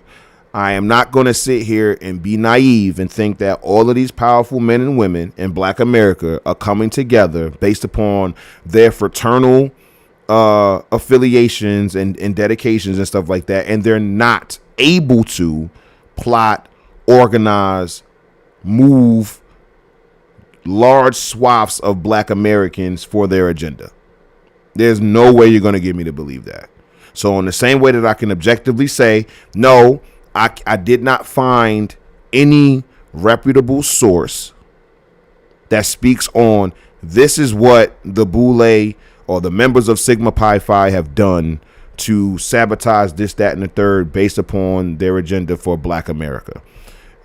Individual acts or whatever, like let's just say like Jesse Jackson was a part of Sigma Pi Phi or whatever, and we don't like the way he moved things. Yeah, that's one thing. Or, we don't like the way he did things. That's one thing. However, to think that, however, there are no instances where there's a document like this, a PDF, where they're like, yo, this is what Sigma Pi Phi is doing. If there is one, if you know of one, please let me know. Because the closest that I have is a Steve Coakley lecture from the 90s where he's pretty much showing this information that I'm showing y'all and then using that to be like, yo, because of this information that we have, we can now confer or infer that they're doing nefarious things. Because for the most part, these history books and stuff like that were for the members of the frat. And you lucked up if you found these books. I don't think that they were circulating these books to the general public. But I do think that they knew that there could be a possibility of the general public reading this, because when we go through this document, we'll see that they're careful with certain things that they say, and you'll understand when we get to it. So I say all that to say, this is the Alpha Phi Alpha Fraternity Ritual Book, and let's get into it. First page. Number 1. The name of this organization is Alpha Phi Alpha Fraternity, Inc., and its monogram is composed of the Greek letters Alpha, O Alpha, whatever that is. Number 2, the first symbol Alpha of the monogram stands for the word, the first symbol A of the monogram stands for the word Alpha. What's going on, Bert? Welcome. Grab a chair. We talking about the Divine Nine. We talking about the Boule. We talking about the Black Greeks. We getting into it. Number 2, the first symbol A of the monogram stands for Alpha, and for us means first in the sense of time, and leader in the sense of service and importance. And the second symbol O stands for Phi, and for us means what does that say?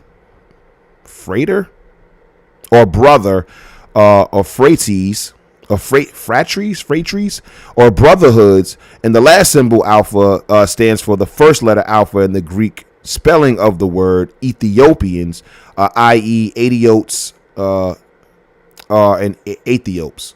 So when you say it's only Greek, this is what I mean, where you're going to see mixtures of Greek and African in this history. Speaking objectively, these are their words, right? So in this particular instance, Ethiopians or Ethiops are not speaking to the country of Ethiopia.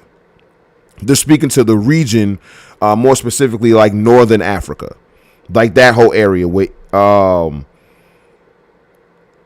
They're talking about Egypt and stuff like that. And you're going to see a lot more Egypt being infused here in just a second. But in their pursuit of creating a Greek organization, they did mention or have reverence of Africa in the creation of the fraternity. And just to be honest, when it comes down to these organizations, a lot of the foundational principles or the foundational schools of thought as it pertains to Freemasonry, which is connected to this, does come from ancient Egypt and their mystery schools, where they emphasize astronomy, math, science, medicine, all of these things that a lot of the ancient Greeks would go to and learn from. They, Plato and Hippocrates, and who's the father of medicine? Who's the father of medicine in Greek culture? Let me know. Somebody in the chat, let me know who's the father of medicine as far as ancient Greece is concerned. He went to Africa as well. He went to Egypt and they studied in the mystery schools, and they came back to Greece, remixed it for their own culture for it to make sense or whatever. And now we have what we have as far as the mystery schools and that using it, for Freemasonry, and then that Freemasonry being, diluted into Greek organizations throughout college, and then them not allowing Black Americans in. So Black Americans make their own fraternities. And there's an interesting connection with that as well. And we'll get into it because not Hermes. No. It was, I'm sitting there asking y'all, and Google's right here. Real quick. Father. Come on. It was Hippocrates. All right. So, yeah. The Hippocratic Oath, right? Yeah. Facts. So they all, went to Egypt. So number 3, the name Alpha Phi Alpha in the monogram, AOA, as originally established, meant the first in the leading brotherhood of Ethiopians. So that's what it meant. You see what I'm saying? So, yes, it's in Greek. The language is Greek that they're using. You dig what I'm saying? But they're using the Greek language to separate themselves, or at least to highlight themselves as Black men. That we are the first brotherhood of Black men in this fraternal order, or at least the Greek fraternal order. But in addition, now means the first and leading brotherhood of the Ethiopians to open its portals to the fellowship of all mankind. Okay.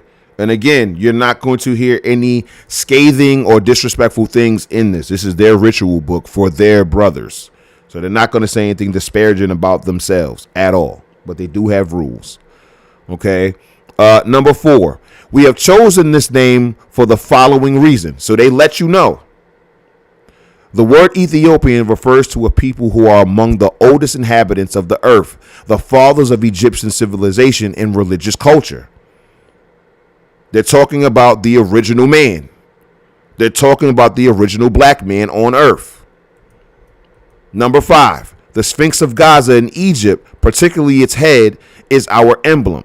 We have chosen it for the following reasons.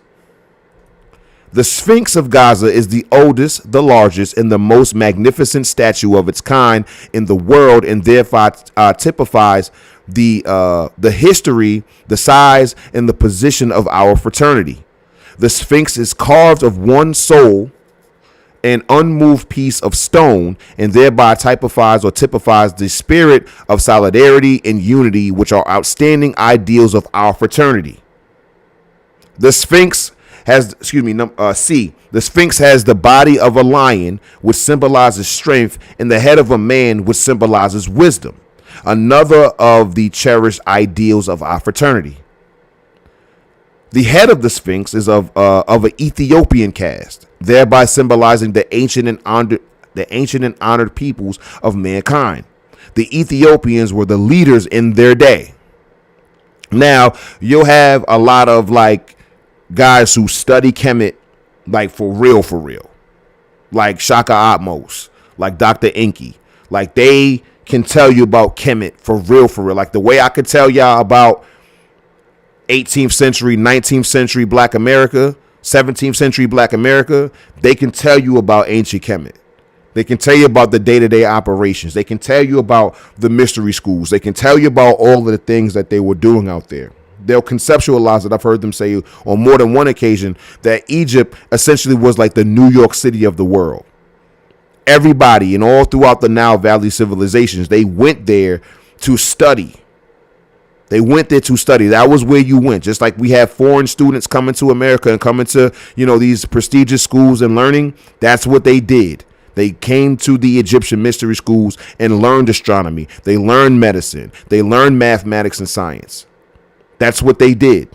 One of the things that I think is profound when it comes to Dr. Inky's teachings is that in the same way that I was telling y'all about the difference in documentation or the passing down of knowledge, writing things down wasn't an ancient Kemetic thing. Of course, they wrote things down and, hieroglyphs and, different things like that. But as far as inventions and the innovations that they did, the work itself was the documentation. The pyramids themselves was the documentation. So when it comes down to, the Fibonacci sequence or, stars aligning and, all of these different things, the structures have these equations in them. So instead of writing down the equation, we would build up the equation and show you what the equation looks like in real life, manifested materially. So you don't have to necessarily write it down. All you have to do is study the structures, study the actual things that we've created. You dig what I'm saying? And when you are learning that way, when you're getting your education by doing, you are going to not only learn it faster, you're going to remember it for a longer time, and you'll be able to apply it almost immediately because you're doing it while you're learning it. I told you guys about this book too, and we'll get back to this, but I'm all over the place. Right here, Learning by Doing by the Hampton Institute. Why is it doing this?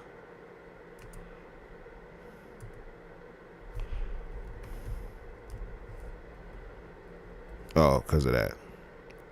This is a book that Hampton published. You dig?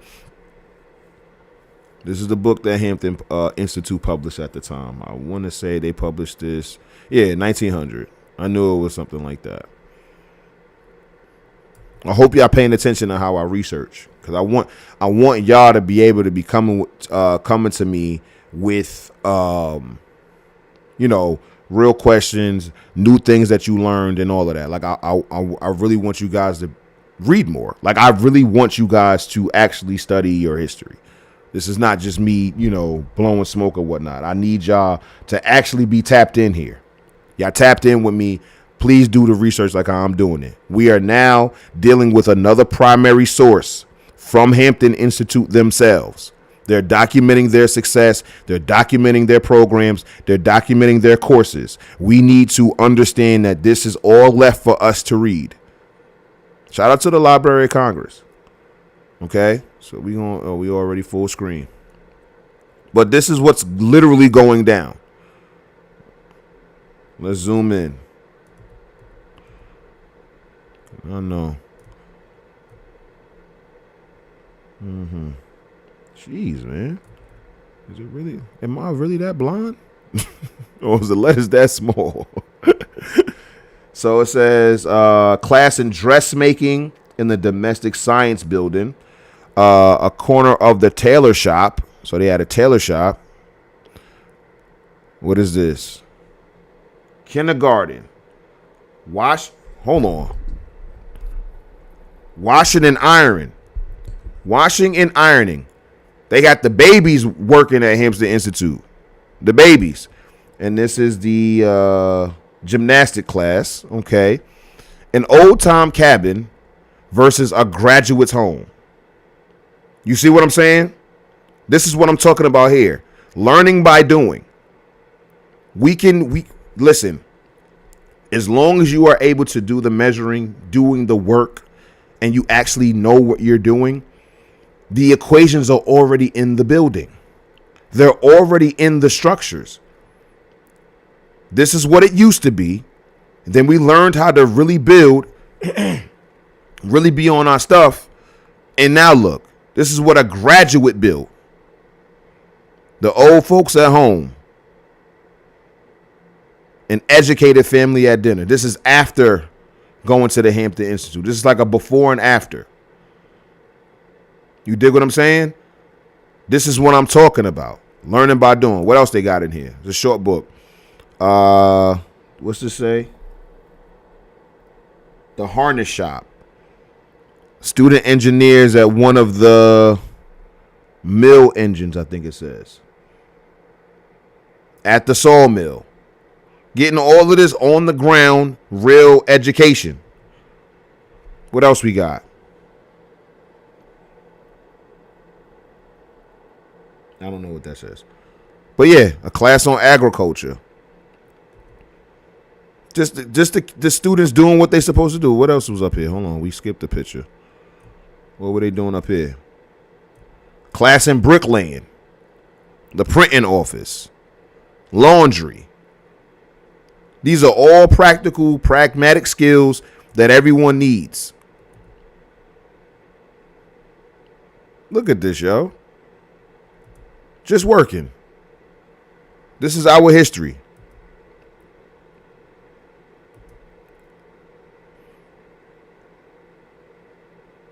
There was another picture.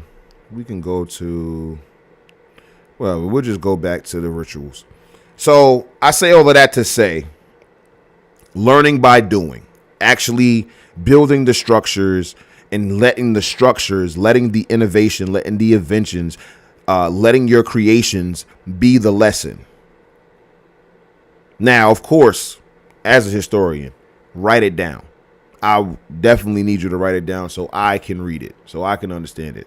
Now, of course, going to your structure, going to your creation, especially if it lasts the test of time, I'm going to, hold that in reverence too. But for historical purposes, I would appreciate it if you wrote it down. I tell y'all all the time, make sure y'all document in your life. I'm telling you, there's going to be somebody who's going to be interested in your story. I read stories of people who were just willing to write down their life. They didn't do amazing, spectacular things and all of that other stuff. They did average things, had a family, maybe had a business or something like that, but they weren't mega rich. But I learned about them. So it will behoove you to document your life. Scruggs says, the other day you referenced not using audiobooks. What was the reasoning for not using them? So I will say this.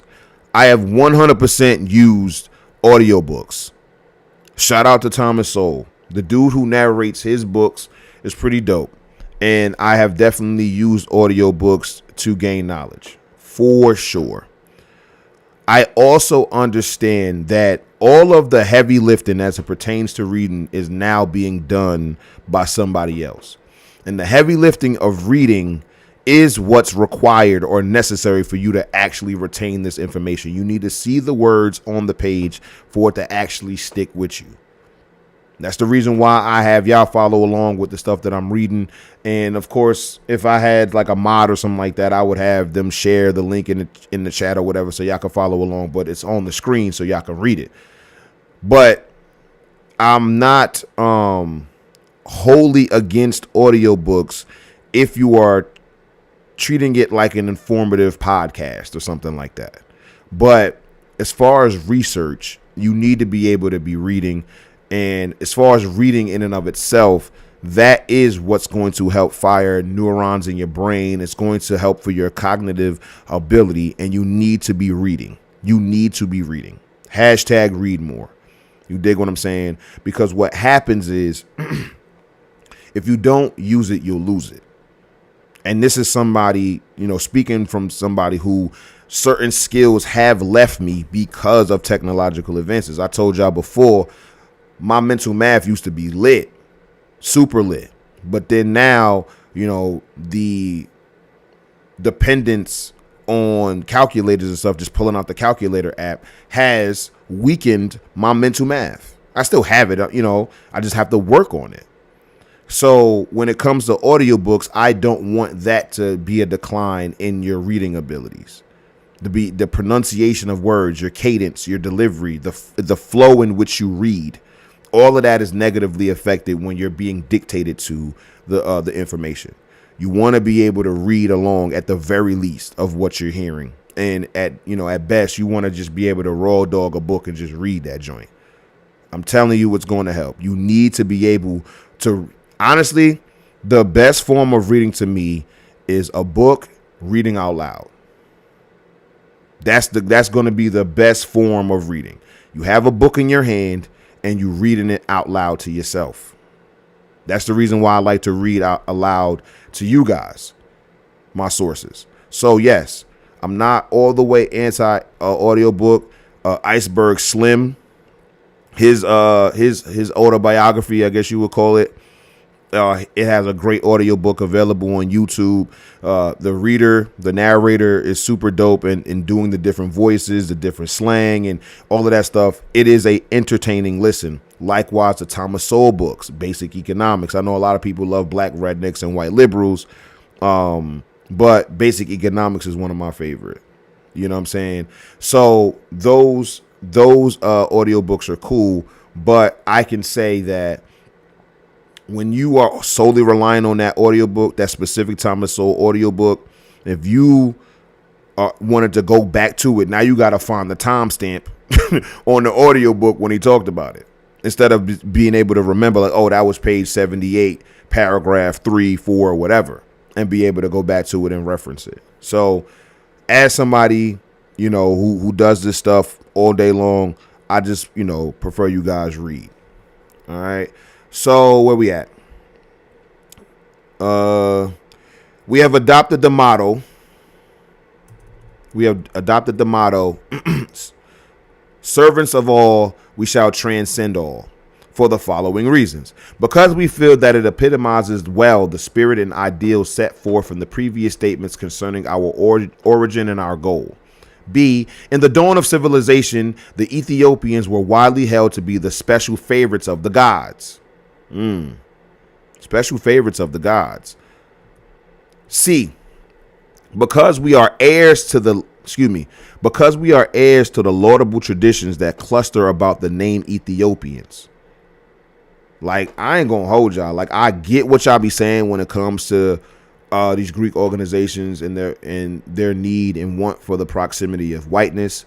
I get it, but in the way that they're framing their own, or conceptualizing their own group, it's very black centric. It's very Afrocentric. Just being honest. Like, yes, there's Greek there, obviously, but just being honest on what, you know, the document is letting us know. D, as the Ethiopians were the first and the leaders in the brotherhood of the nations in the world, so are we among the first college men in the modern world to bind ourselves together for the purpose of promoting culture, fellowship, and justice to all mankind.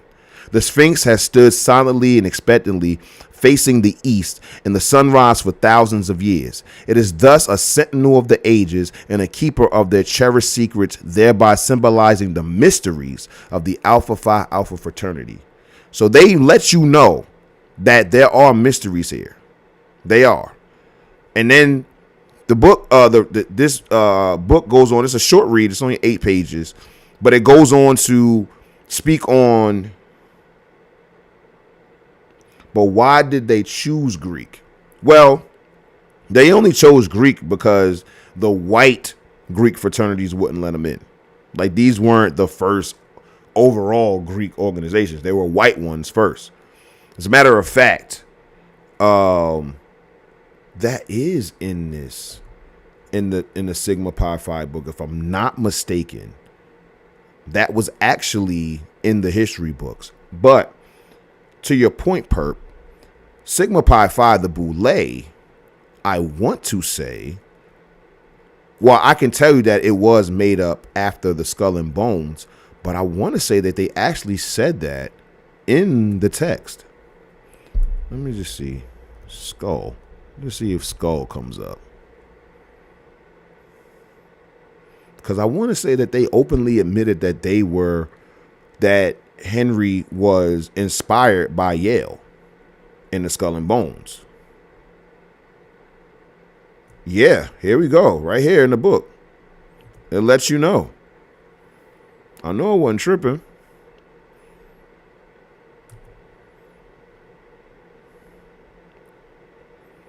Here we go. Right here. It says, in summary, Minton wanted to create an organization which would partake, in his own words, the, quote, tenets of Skull and Bones at Yale and Phi Beta Kappa, or to combine what was thought to be good fellowship and congeniality on the one hand with scholarship and achievement on the other. This is in the history book. So this is what I'm saying. Like when it come down to what y'all be telling me is hidden and all of that other stuff, Henry literally said, Henry McKee Minton was like, yo, I want to create an organization or fraternity that's similar to the way the Skull and Bones organization is run or fraternity is run. And we all know about the blood brotherhood of the Skull and Bones. We know about that. And when I was doing my research for these organizations, they were talking about like there was like an opium ring. Like one of the founders of Skull and Bones was a part of like an opium ring illegally. It was nuts. So yeah, so that's where that comes from. All right. What else they got in here? They got some good stuff in here. The hailing signal. They talk about how you signal another member. Says the brother wishing to hail another places his right hand upon his necktie and moves it up and down in such a way as will attract the attention of none but a brother. As an answering signal to the hailing signal, the right hand will be placed inside the coat around the region over the heart as if reaching for a pencil. You dig what I'm saying? So all of them different movements and stuff like that, like in the different diagrams that y'all may have seen when it comes to like Freemasonry and stuff like that, they're letting y'all know right here that we do these hailing signals. We got, different ways to, hold the hand and all of this other stuff.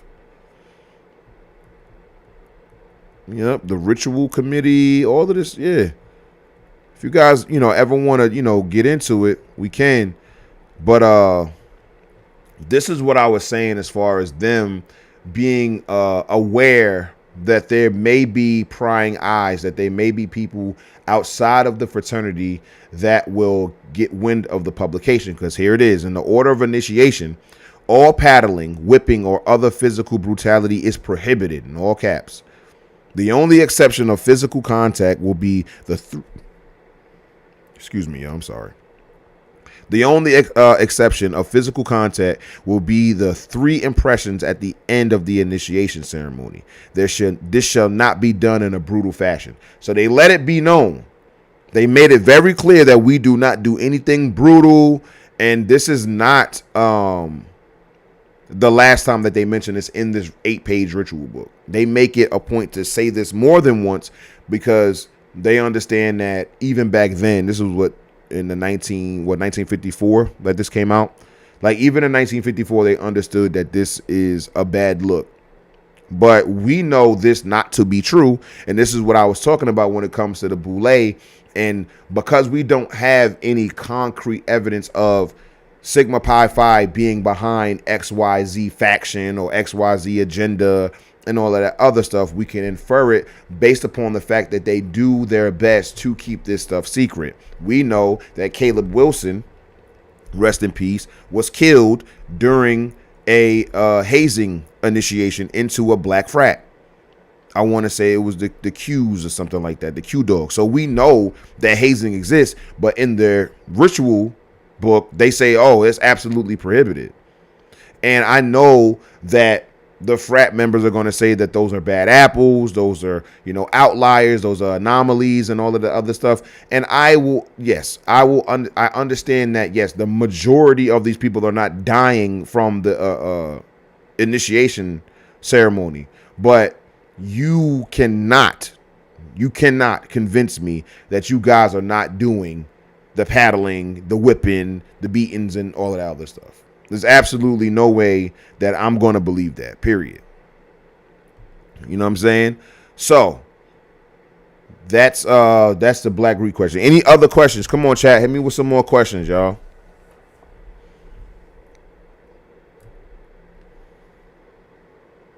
That's a fact, bro. They ain't going to stop. They not going to stop. They're not going to stop. All right.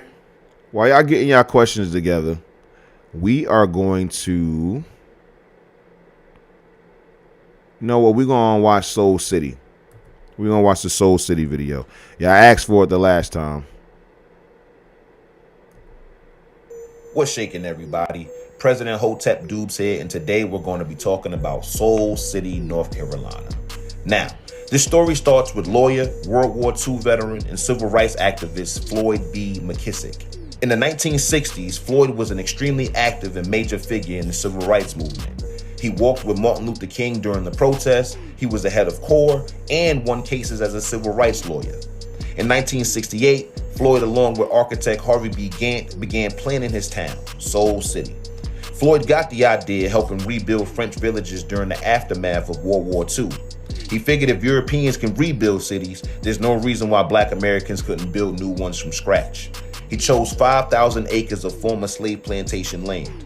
The city was proposed to contain 3 villages, housing 18,000 residents by 1989, 24,000 jobs, and then over 50,000 residents by the year 2000. So, again, how many of y'all learned about Soul City, North Carolina growing up?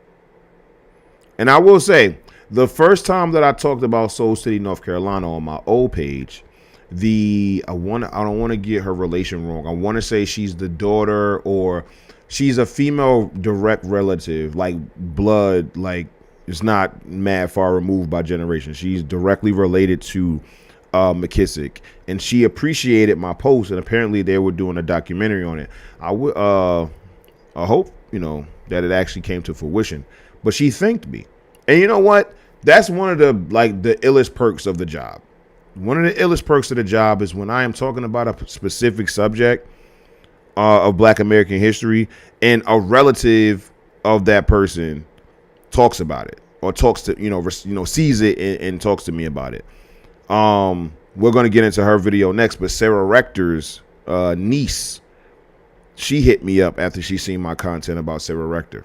She actually hit me up to correct me that none of those pictures that we use for Sarah Rector are actually of Sarah. There's only pictures of Sarah available that they put up and published online after they got interviewed by a newspaper or a magazine or something like that locally. So all of the pictures that most of us use for Sarah Rector is not even Sarah Rector. And that's another thing that happens. If we're going to talk about like double checking and triple checking, that is one of the things that slips me up. You dig what I'm saying? When we were talking about Rebecca Crumpley the other night, and I told y'all when y'all Google her name, 3 different women are going to come up, and neither one of them are Rebecca. So, it's you can get caught up in that. I've been caught up in that more than once. So, just be mindful of that.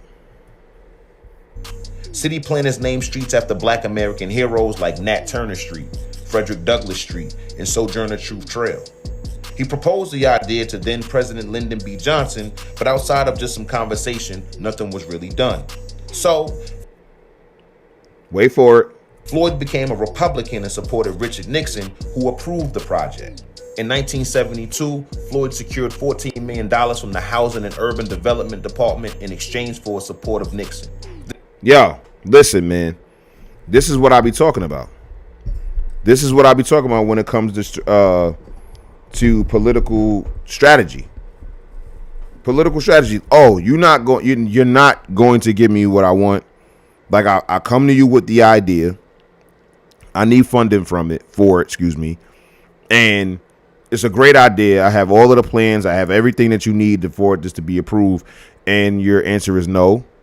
All right, bet. Well, I am going to now support the other party. It could be so simple, y'all. It could be so simple. Just being married to one political party in hopes that that person or that party is going to do right by you, when there's an entirely different party that you can petition and make your request clear, and may or may not get it. Like, I don't understand why you would shut yourself out from that. You dig what I'm saying? Like, there are people right now who are boo-hooing on the timeline, being like, Black Americans are becoming more conservative, and it's so sad to see. It's like, yo, dog, like, we were the conservatives. Like, literally the model conservative, the model patriot. You have to understand that when it comes down to the Black American experience from jump, to fuck with this country the way that our ancestors did in the face of all of the shit that they went through automatically puts them head and shoulders above everybody else. And I'm not saying that nobody else had a rough go of it here.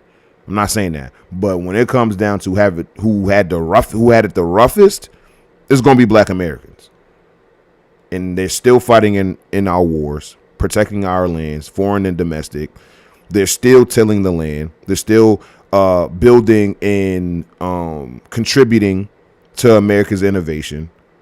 They're still upholding, all of the different morals, ethics, values, and beliefs that comes along with American, life or American culture. Like, we are the most conservative and the most patriotic when it comes to our history. Now, we've definitely gotten going off the reservation a lot when it comes to, contemporary stuff. But when it comes down to the ancestors, there's nobody more patriotic. There's nobody more conservative at all. At all. The state of North Carolina chipped in $1.7 million, while an additional $1 million came from private donors. After being funded, Floyd started on the town's development. However, Floyd and his ambitious project had haters. After Nixon was forced to resign in 1974 because of the Watergate scandal, Soul City fell under great scrutiny. Republican Senator Jesse Helms made a promise to Floyd that he was going to shut Soul City down. Local newspaper, the News and Observer, wrote scathing articles about Soul City and accused Floyd of corruption, nepotism, and mismanaging government funds. Yo, I lived in North Carolina, and I read the News and Observer. I did not know how deep the News and Observer's racism went, son, when it comes to newspapers. If you go look up articles from the News and Observer from the late 19th and early 20th century, yo, it is some of the most racist shit that you'll read, son. Legit. Hold on, let's see if I can pull up a random article. Let's see. Because I'm telling y'all. But Scruggs says, I took 2 Black American history classes in high school and both only covered the basic talking points we always learn about. See? That's what I'm saying, man. They ain't trying to teach y'all nothing real. Because if they give y'all something real, then that means y'all going to do something real. And that's the last thing that they want. They want you to be a drone out here. They want you to be a drone. And the best way to do that is to keep giving you the monotonous ass stories, the same ones, to point to where when you hear about it, you roll your eyes. Even if there was some good stuff to learn from there, you like, man, I don't give a damn. I keep hearing about Rosa Parks every damn week. I'm cool. Let's see, the News Observer. There we go. And we just gonna put, well, we can do all states, it don't matter.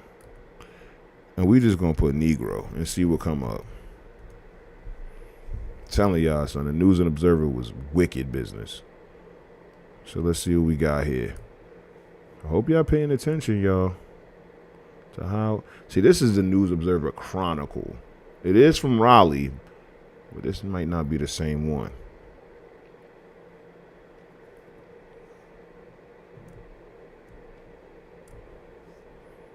That's all I be doing all day, y'all.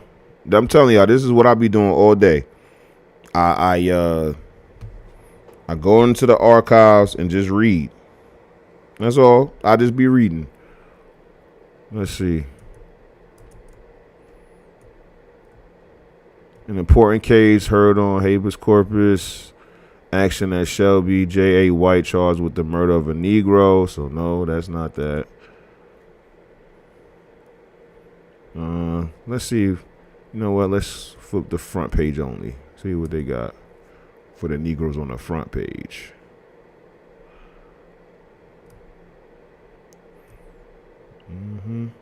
But yep, this is what I be doing, y'all. I be in the archives.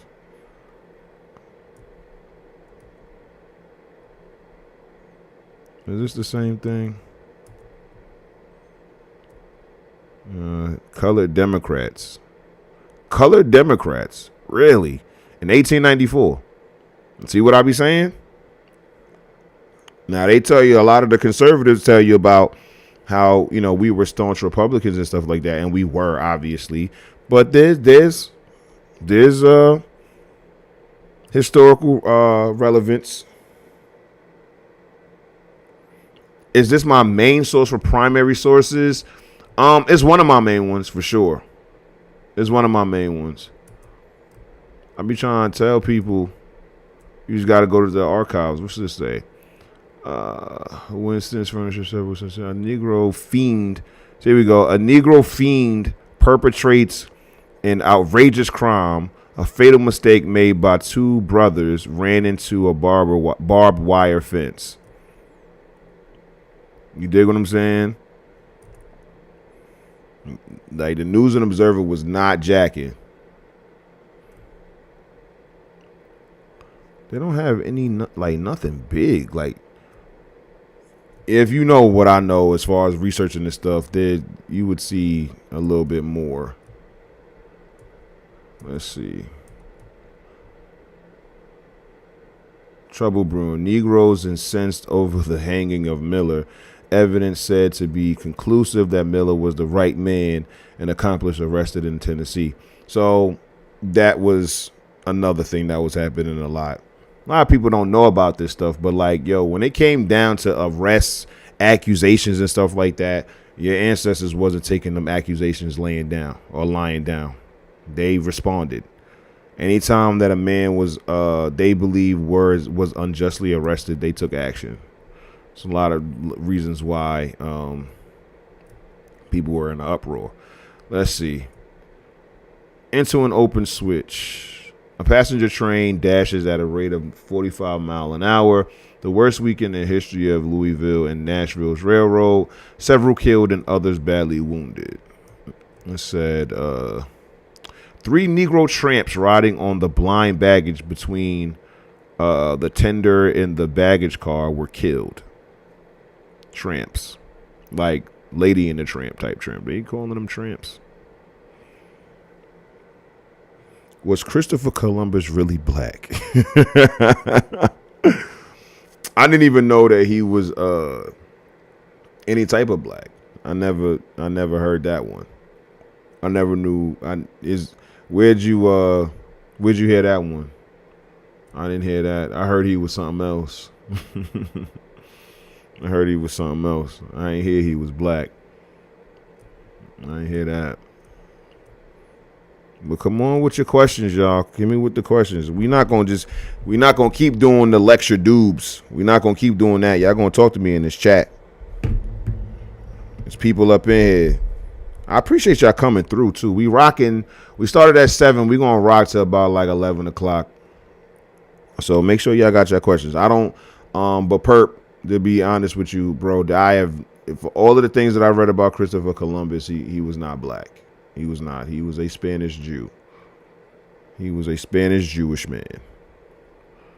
That's what I heard.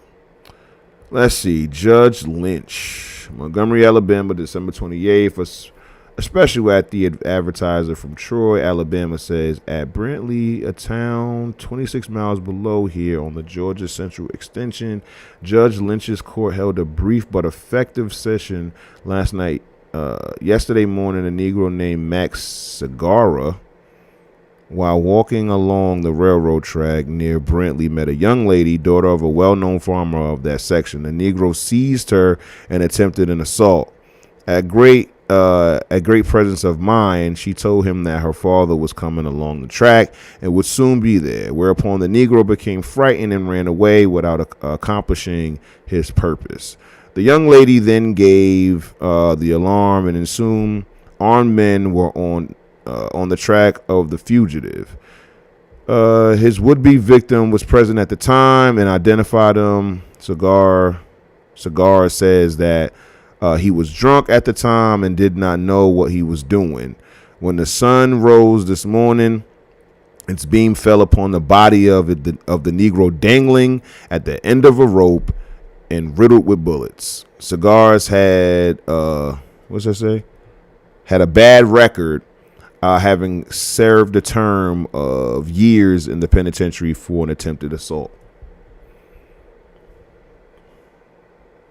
Some say Babe Ruth was black. I ain't gonna lie, Babe Ruth wasn't black.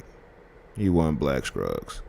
That's just something that people just like saying online. I'm trying to tell y'all, like, there is no, like,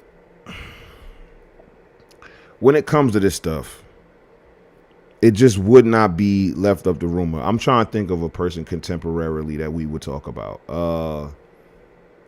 Zendaya maybe, or we could use Drake, right? Nobody contemporarily is sitting here saying that Drake is a white man. Nobody. They're not saying that. So it's like 100 years from now, they could look at pictures of Drake and being like, "Oh, nah, son was white," or "Son, he could have been black. I knew he was black." But it's like, again, all throughout his career, all throughout his timeline, people have talked about his father being a black man from Memphis and his mother being a Jewish woman from Canada. So that would explain it. Babe Ruth going around with a half black parent or a whole black parent and nobody knowing this, and then not documenting it and all this other stuff, it just wouldn't make any sense to me. As far as going down your family history, where would you start? I would start with your genealogy. I would start with looking up your parents. They do have those like ancestry websites where you don't have to necessarily give your DNA or whatever. You could just put in all of your vitals, your first and last name, and all of that, and it creates like these family trees for you. So I would start there. They have like genealogical websites and stuff that you can go to get that information. So that's where I would start. But yeah, I know I just read this crazy ass story of basically a black rapist or whatnot, but I only read that story to let y'all know that these are the types of stories that went down. And sometimes they were lies, sometimes they were the truth. A lot of people don't like to accept that too. A lot of people don't like to accept the raw honesty of things and being like, yo, there were criminals out there, including rapists.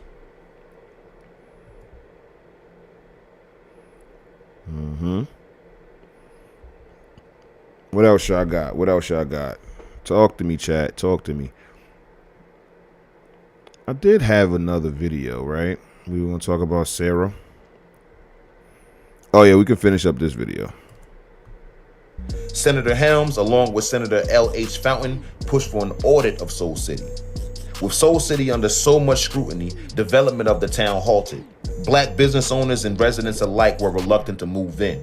After an entire year of investigation, Floyd was cleared of all wrongdoing, but the damage had already been done and the project never came to fruition. Yo, man.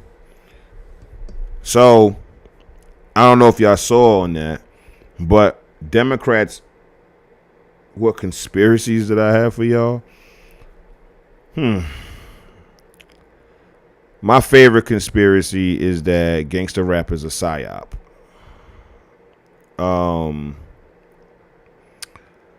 Another one is that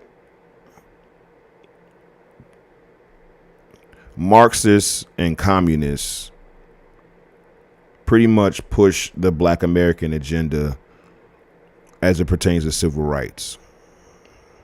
And that's not so much a conspiracy, but something that I can actually prove. And it reached its zenith with the Black Panther Party. The Black Panther Party, they meant well. A lot of them did. Not all of them. Because you had people that was infiltrating the groups and all of that other stuff. But yeah. So those are going to be my top two. That gangster rap is a psyop that Black Americans would not have bought into had it not been for all of the advertising and media dollars that was put behind the genre of music. I truly believe that. And the next one, again, is just that the entire Black American zeitgeist. I don't know who Mike Benz is, but y'all could put me on. But when it comes down to the way that we have been taught our history it has a very socialistic, communistic tone to it. And anything that is not along those lines, it's castigated and demonized as anti-black or placating to white supremacy. And you know what? That actually brings me back to what I wanted to do with the Booker T. Washington. We're actually going to go over the exposition, the Atlanta exposition. But they made racism synonymous with capitalism. They made oppression synonymous with capitalism. And when you do that, anybody in support of, surviving off of, or thriving under capitalism is now automatically deemed anti-black. So we talked about in the last stream, talking about Samuel B. Fuller and all of the things what's going on Memphis, and all of the things that Samuel B. Fuller was pushing as far as entrepreneurship, ownership, understanding capitalism, and all of these different things. Like, he was a staunch proponent of these things. They covered all of the bases. And I'm inclined to just go over yo Perp, you crazy, bro. Let's see who was behind that. It would be a Leor Cohen. As far as the gangster rap psyop, Leor Cohen, I want to say, is behind that. I want to say Rick Rubin has something to do with that. Todd Moskowitz has something to do with that. And then, of course, the gangster rappers themselves. Now, we can call them pawns in the equation or whatnot, but again, when you are actively creating this music, you cannot absolve yourself. You can't. So even when it comes down to Ice Cube said this. Ice Cube said that they came to him and basically said that we need you to push this music. And you know what? The reason why I still put this under the category of gangster rap is because I don't know if y'all read about this.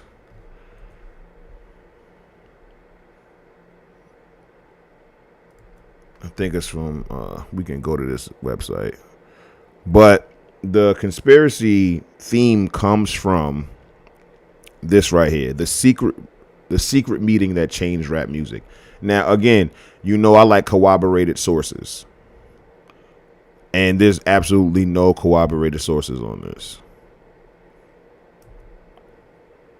And even when I do the blog stuff, I like to go to where it was originally written, which is here, 2012. Okay. So even if I'm going to read a conspiracy, I'm going to read where the conspiracy came from. I ain't going to read a website that talked about it. I'm going to read it from them. And this is pretty much him. I'm not about to read this whole thing. That is insane. I'm not doing that. But essentially, he speaks on a meeting with all of the record executives. And the owners of private prisons coming together and having this grand meeting to being like, yo, listen, we're going to promote, this destructive music, and we're going to, enrich each other off of it. So we're going to make, millions upon millions of dollars through the record sales, the shows, the merch, and all of the things that come along with that, creative economy.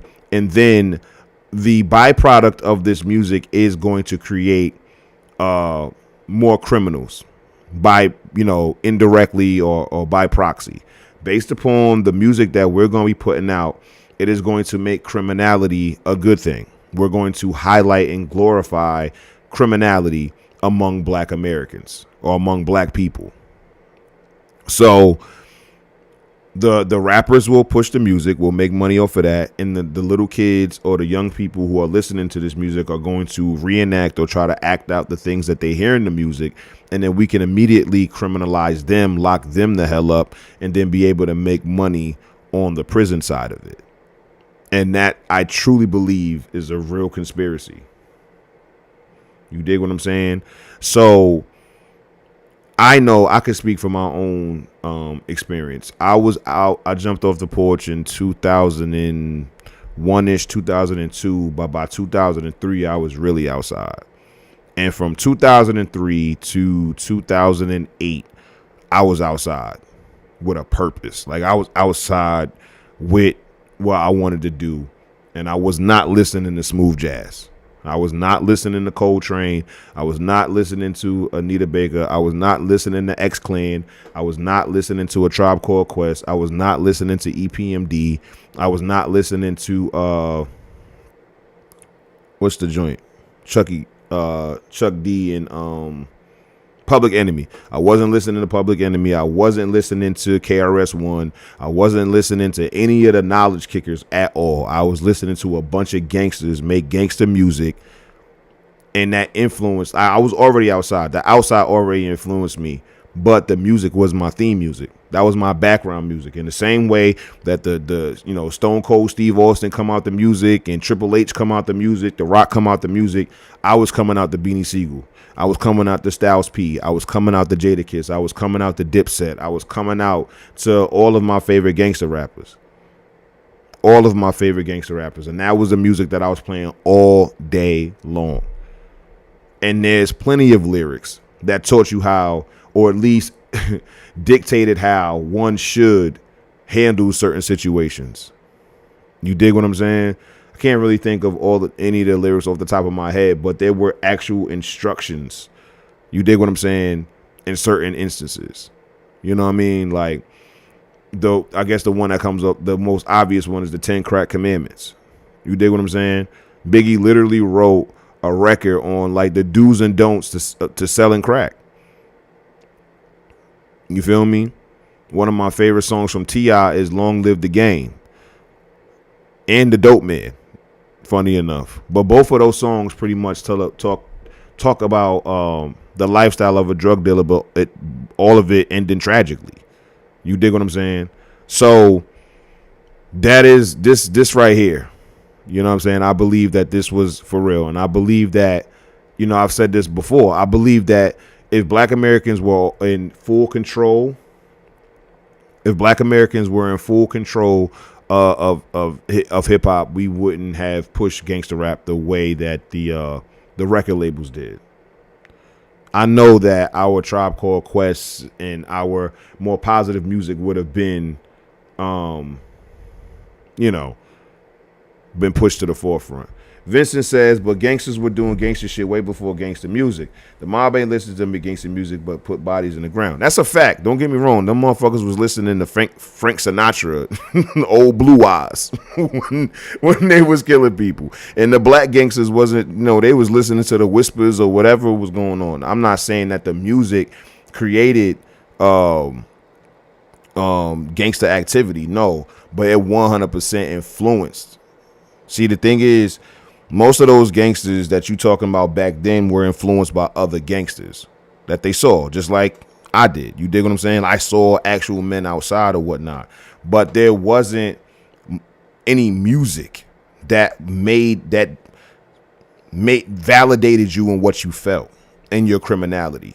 You felt tough. You felt like the man. You felt like Beanie Siegel. You felt like Styles P. You felt like them. So I'm not sitting here blaming Styles P or Beanie Siegel because they came up growing up with, those types of influences in their neighborhood or whatnot. However, to think that music didn't have an influence on the millennial generation would just be being dishonest. You're being dishonest. I understand that Hov said Scarface the movie did more than Scarface the rapper to me. Still ain't that blame for all the things that happened to me. That's a fact. I'm not going to sit here and put all of the onus on gangster rappers. I would never do that. But I will say that they do bear some responsibility. There's no way that you get to become millionaires or you get to become this popular via people buying and listening to your music, and you don't think that has an effect on you. It's just not. You can't have it both ways. You cannot accept all of the, power, but none of the responsibility. I talk about that power and responsibility balance all of the time. You have to have both. So if you want the power of being the most prolific street rapper or the hardest rapper out and all that other stuff, you do have to accept the responsibility of the potential damage that you cause in the minds of young, impressionable people.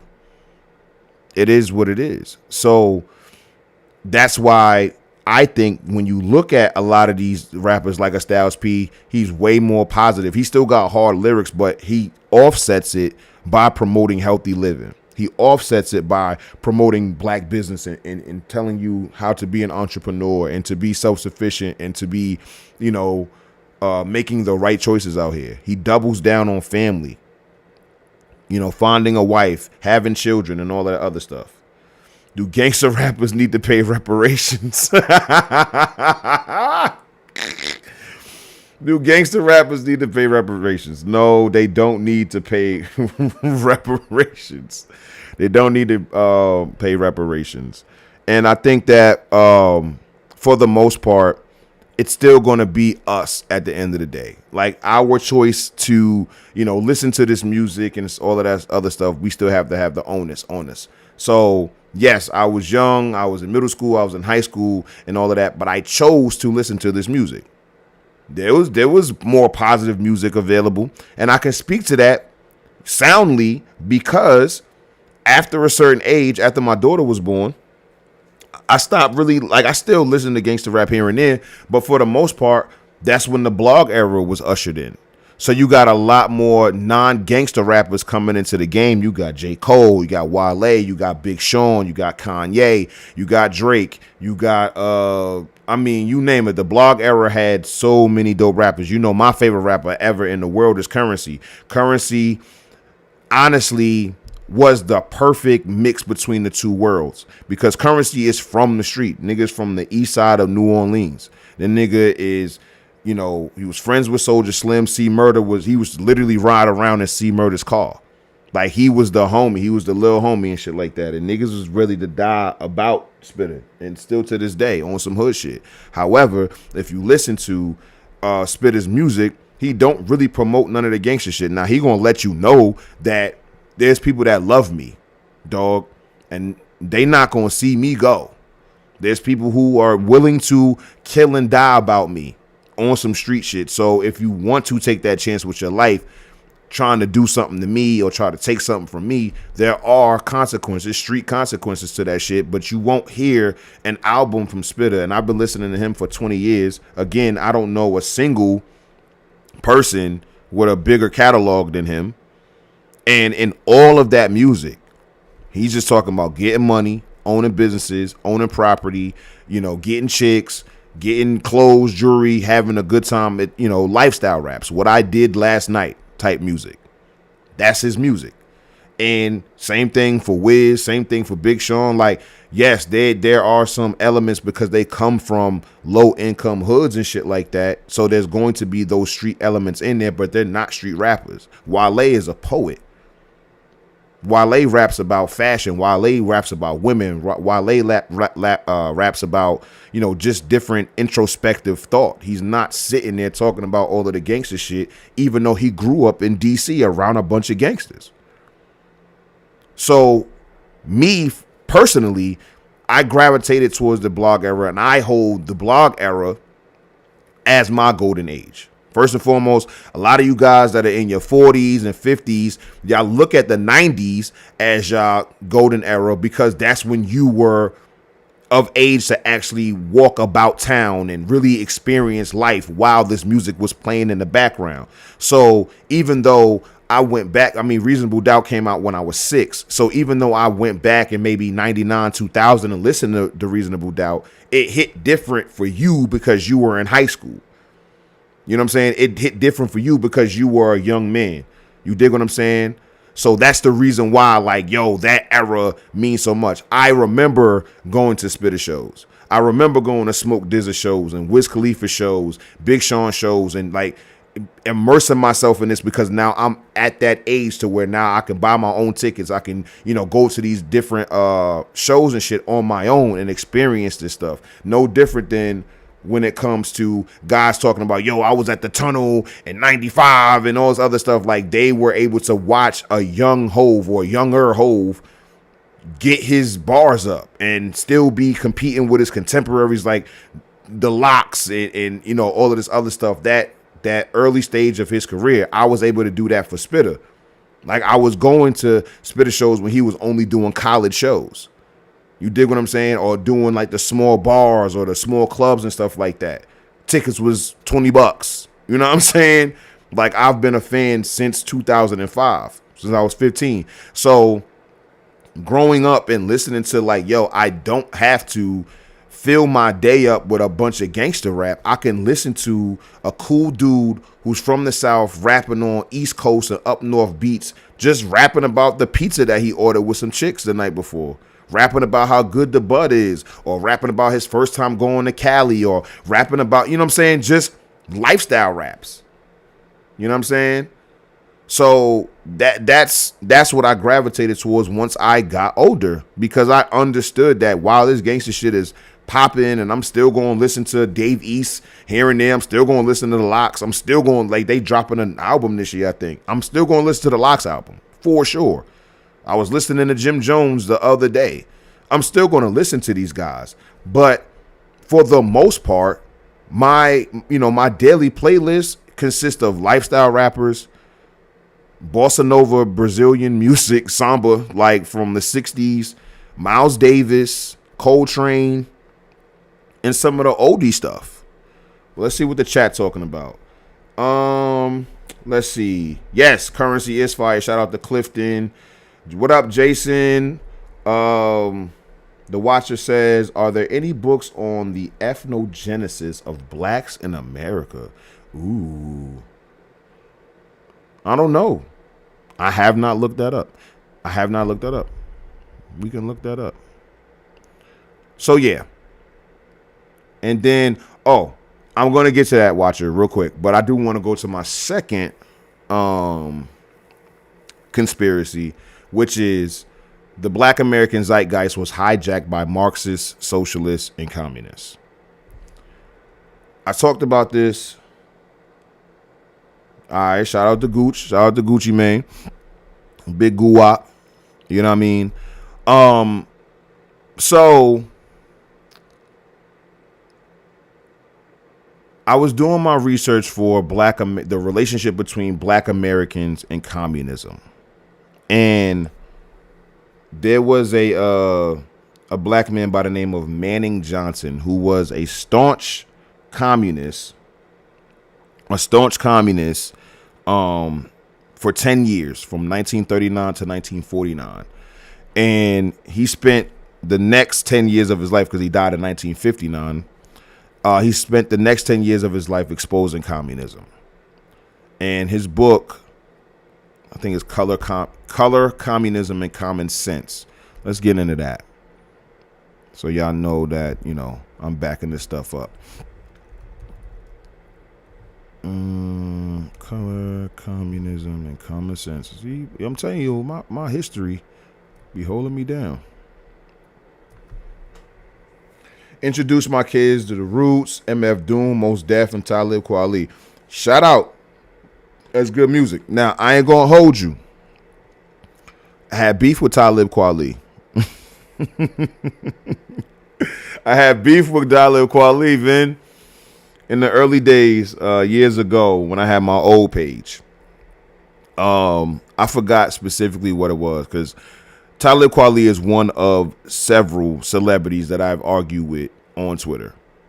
Like, I've debated, like, I ain't gonna lie, I've been debating celebrities for a minute. I don't think I've debated a celebrity on this page. I think the closest I've gotten is Briz Rothstein, who's a dope battle rapper. Me and him went back and forth. It was all love and respect, though. But yeah, me and Talib Kweli had a back and forth for a while. We was going back and forth for a few weeks, and he was just like, this was the turning point of the timeline, where you had people going left and you had people going right.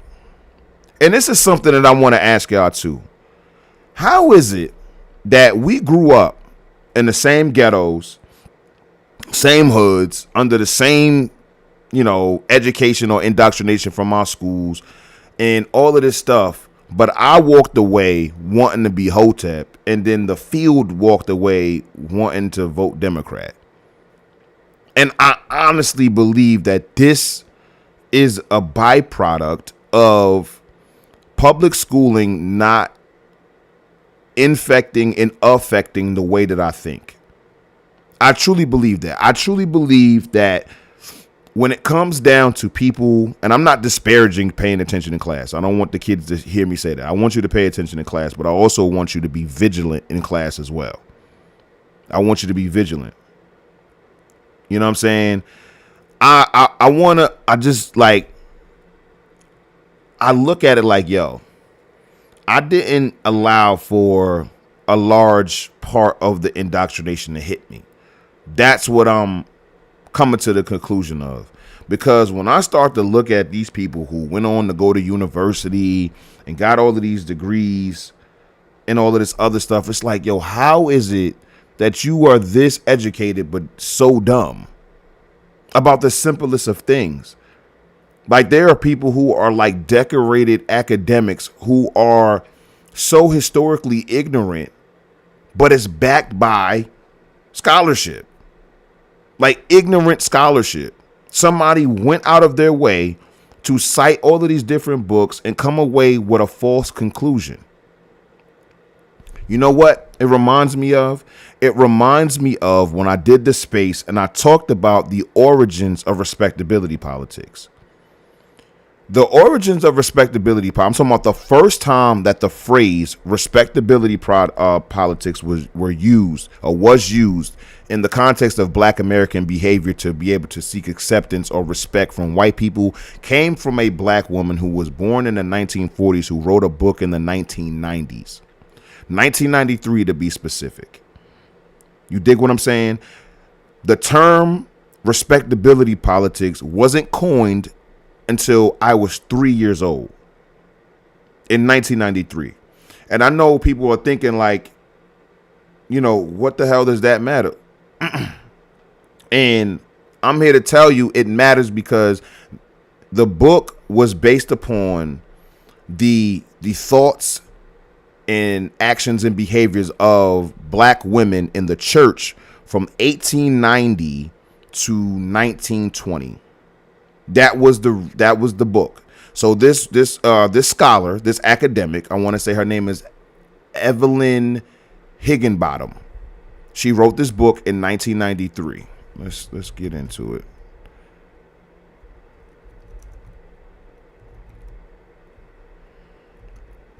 There she go.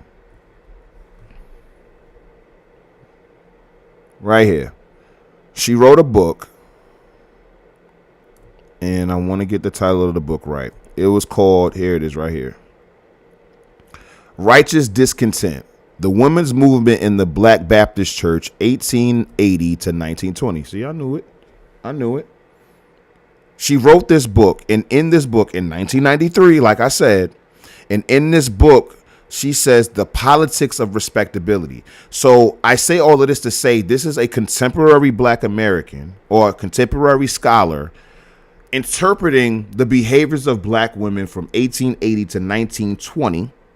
And she wasn't born into the 1940s, which I'm not disparaging because I study history. All these people were born and died before I was born. You dig what I'm saying? But her interpretation of these Black women in the church had her walk away with it saying, oh, they were essentially doing this to gain respect from white people, as opposed to coming away with it like how I would come away with it when I read etiquette books from Black Americans. Okay, the etiquette book that I actually posted an excerpt from it on Father's Day yesterday, because it talked about the do's and don'ts of etiquette within Black American circles. Now, I can read that book written and published by a Black person and being like, oh, she only wrote that book to placate or to get respect from white people. But that's not why she did it. They have an etiquette book for little Black girls, and then they have an etiquette book for Black people in general. It's one of my favorite books because the book really don't miss. But you can, in contemporary sense, being like, oh, they're just doing this to, show white people that they can be respectable. So that's all this was. All respectability politics is one academic's interpretation of what she saw the ancestors did, or what she read the ancestors did. There are no ancestors saying, yo, we're doing this for the appeasement of white people. Now, I'm objective and understanding enough to be like, oh, were there black people who did believe that? I'm sure that there was some, black people who were on some like, yo, we need to act right around white people. Sure. I'm not denying that. But what I am denying is that every or most instances of black people having decorum, having, civility, or being polite to one another, or being formal, any of that other stuff, I'm not going to sit here and say that that was solely or largely or significantly or, majority to be able to get respect from white people. That's insane, especially when this country is segregated as it was back then. How many white people are they interfacing with on a day-to-day basis that they need to be worrying about etiquette, decorum, the way you dress, and all this other stuff? It doesn't make any sense. And why would you take away your ancestors' autonomy and agency to think for themselves in that way? I had a whole space about this. I felt like that shit was a slap in the face to the ancestors, that you would even infer or imply that this polite behavior, this civil behavior, is only because they want to placate or get respect from white people, and not that it's something inherent in us that we want to interact with each other based upon. Like, that's insane to me. But again, this goes back to the psyop that Black American history has become since integration happened. Because I tell y'all, like, all of the time about Brown versus Board. Y'all need to do y'all Googles on that. You dig? So back to my original point, but before I get that, because I'm going to get back to this book, let me read the chat. Memphis says, it's propaganda. I had great grades, but still don't vibe with socialism because I see its faults. Even though I went to college and have a degree, I still see capitalism as a better option. Agreed. If you like to grind and work, then you'll like capitalism. But if you're lazy, you'll rock with socialism. I think it's based on personality types. There we go. Now we getting somewhere. You know what? Let me know in the chat. That's a great question for the chat. Why do y'all think you went one way and the community went another way? Because I am going to assume that if you're on my stream, you are of the people of you're pro-capital, you're pro-private ownership, you're anti-communist, you may be anti-socialist. So, because I think Memphis really did, that's pretty profound. It's what, how could I say this? It's what you're attracted to. So I talk about my early stages of, getting involved with having my own business or getting involved with capitalism very early in my life. My very first job was playing drums in the church at 8 years old. Then I worked at the clothing store at 13, yada, yada, yada. I went through that whole thing before. So I was already making my own money at a very young age. The pursuit of my own money at a very young age 100% will have me gravitate towards more entrepreneurs, more industrious, more professional, and more commercial Black American ancestors. But I tell y'all all of the time, when it comes down to studying the ancestors, they're going to be leftist, socialist, Marxist, communist ancestors. And they make compelling arguments. They do. They make compelling arguments as to why capitalism is the end all be all to your problems. And once you abolish that, then and only then will you have the righteous life that you are deserving of. And that's interesting to think about, because why would you believe that if not you wanting to rest all of your achievement or all of your success or failure onto somebody or something else. And Memphis really hit it on the head. It could just be a personality thing, like the type of person you are. I'm a more self-sufficient, self-relying, self-governing type of person. I don't really like having people tell me what to do. I definitely don't like the government telling me what to do. You dig what I'm saying? I definitely don't like that. And when I speak about my disagreements with the Black Panther Party, you got these emotional bums in my mentions talking about, how dare you talk about the Panthers? Where's your breakfast program and all this other stuff? It's like, yo, Hotep Nation has a homeschool initiative. Okay? I wrote a financial literacy book that helped over 500 Black American households to rise out of poverty. You dig what I'm saying? I created organizations that cleaned up city streets in Philadelphia. I did all of these things. I'm president of Hotep Nation. So to think that we don't have things going just because it's not the same thing as the Panthers is stupid. But even in that, nobody, and I mean nobody, is above reproach. None of the ancestors are above reproach, especially if they put themselves out there as leaders, as thought leaders, action leaders, or whatever it is. If you're telling the masses and bringing them to a call of action, I have every right to scrutinize what you've done. Every right. And a lot of people take that as disrespect because they're emotional. They think my disagreement with the Black Panther Party's politics means that I'm saying fuck the Black Panthers, because that's how they operate. They don't know how to understand and disagree. I understand. You dig what I'm saying? They're reading all of this Marxist literature. They're fans of Mao.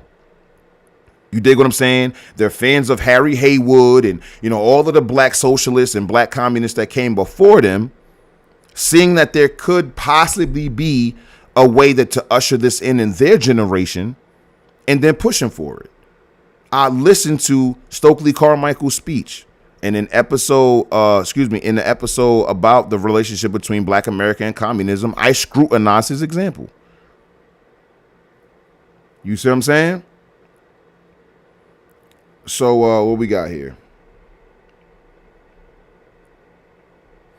If there's central bank debt involved, it doesn't matter what you call the system. It's owned by whoever prints the money. Oh, absolutely. I'm not sitting here saying that, capitalism is just, uncorruptible financial system. It's 100% crony capitalism going on. It's a lot of nefarious, nasty stuff going on behind the scenes. Even in front of the scenes. You dig what I'm saying? Like the value of the dollar is shrinking every day. You dig what I'm saying? So you're not going to have me be a capitalist absolutist, but capitalism absolutist. But what I will say, when we go on bar for bar, word for word, putting the scores up, capitalism has done way more net positive for people globally, but specifically for Black Americans, specifically. And the thing is, when people get conflated when it comes to this stuff, is that they think that they have to. This is my biggest beef when it came down to the Black Panther Party. They thought that they had to overthrow the entire federal government, the entire American government, to be able to usher in socialism and communism in their community. Now, I know they would, they were talking about America at large and all of these different multiracial, multicultural movements and stuff like that they were a part of, Rainbow Coalition and all this stuff that they were a part of. I get all of that.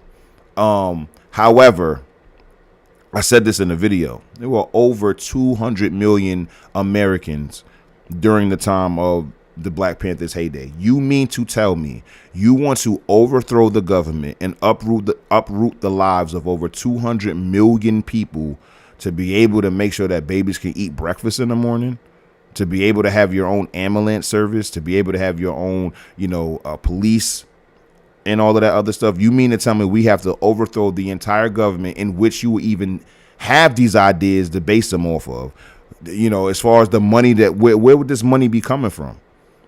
And I like to think about things logically and practically. Because I looked up their economic model, right? I looked up how they raised money and where they got money from. I initially assumed that they were being backed by big money somewhere. Some socialist, some communist is funding them and all that other stuff. But no, it was truly grassroots. And the way they did it was they would sell Mao's book, the Red Book, and then they would sell their own books in newspapers and stuff like that. Their justification, or the way they reconciled this, is that we're not charging, exuberantly to be able to maintain this high level of profit. And then we're also using all of the surplus to put back into our programs, to put back into our movement. So we're not greedy capitalists. However, there is no Black Panther Party support or donations without the Black American or white American, whoever was supporting them, getting up and going to work every day. That money had to come from somewhere. So while you are getting your money from the people, because you're selling them books or you're selling them the newspaper or whatever you're selling them, the only reason they have the money in their pocket to buy from you is because they have a job. They're not getting donated to be able to pay their rent or pay their mortgage or whatever it is. They're going to work every day under capitalism. And so my whole thing is, if you are going to do that, then you have to understand the oxymoronic nature of your movement. Because if we were to overthrow this whole thing, where's the capital going to come from? How are you going to keep generating profit or capital enough to be able to keep your head above water? So my whole thing was, why not just do what you're doing with the books and your newspaper with your area? It would be smarter, in my opinion, to have bought the buildings, your headquarters, and then bought commercial property, storefronts and stuff like that. Sell your goods and services out of these storefronts and stuff like that. Take no surplus for yourself individually because you don't believe in all of that. That's fine. That's your choice. But you're giving not only goods and services to your community is able to pay you and to keep you alive and keep you thriving. But you're telling them to throw out the entire, you're telling them to throw out the baby with the bathwater economically and politically. And then, of course, that, again, lends to J. Edgar Hoover and the surveillance and COINTELPRO and just calling them a bunch of communists and stuff like that, because at this point in American history, America is super paranoid about communism. Anything that's not star-spangled goddamn awesome is considered communist. Any and everything is considered communist, and they use that as a reason to infiltrate, to surveil, to, sabotage, to murder, to do all of these things because, these are a bunch of, rebellious commies looking to destroy this country. So while I do believe that there was an overreaction and a large level of paranoia as it pertains to the FBI and all that other stuff in their response or their action towards the Black Panther Party, I also am objective enough to know that they were saying these types of things. They were saying that we need to overthrow the government. They were saying that we need to dismantle the government.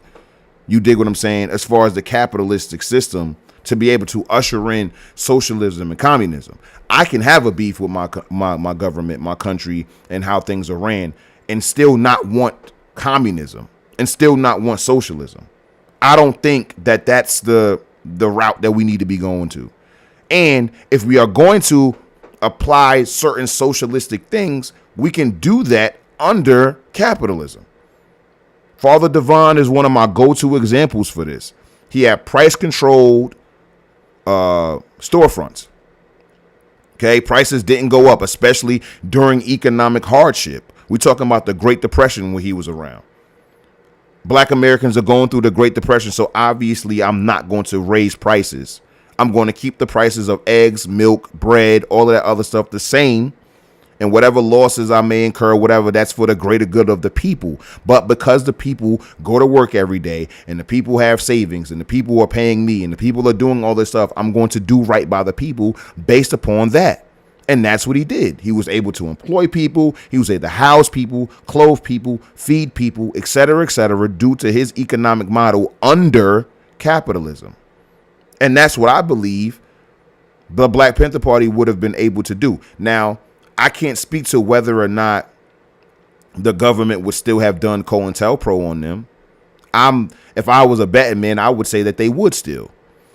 I am also saying that whole commie thing would have been a moot point because they're not communists. But since they were communists, you can't say that that was a moot point.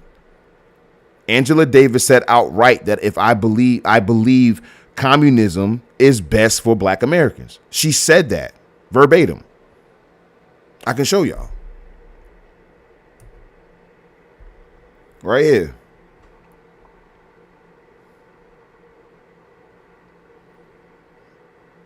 I can show y'all right here. Join to load up.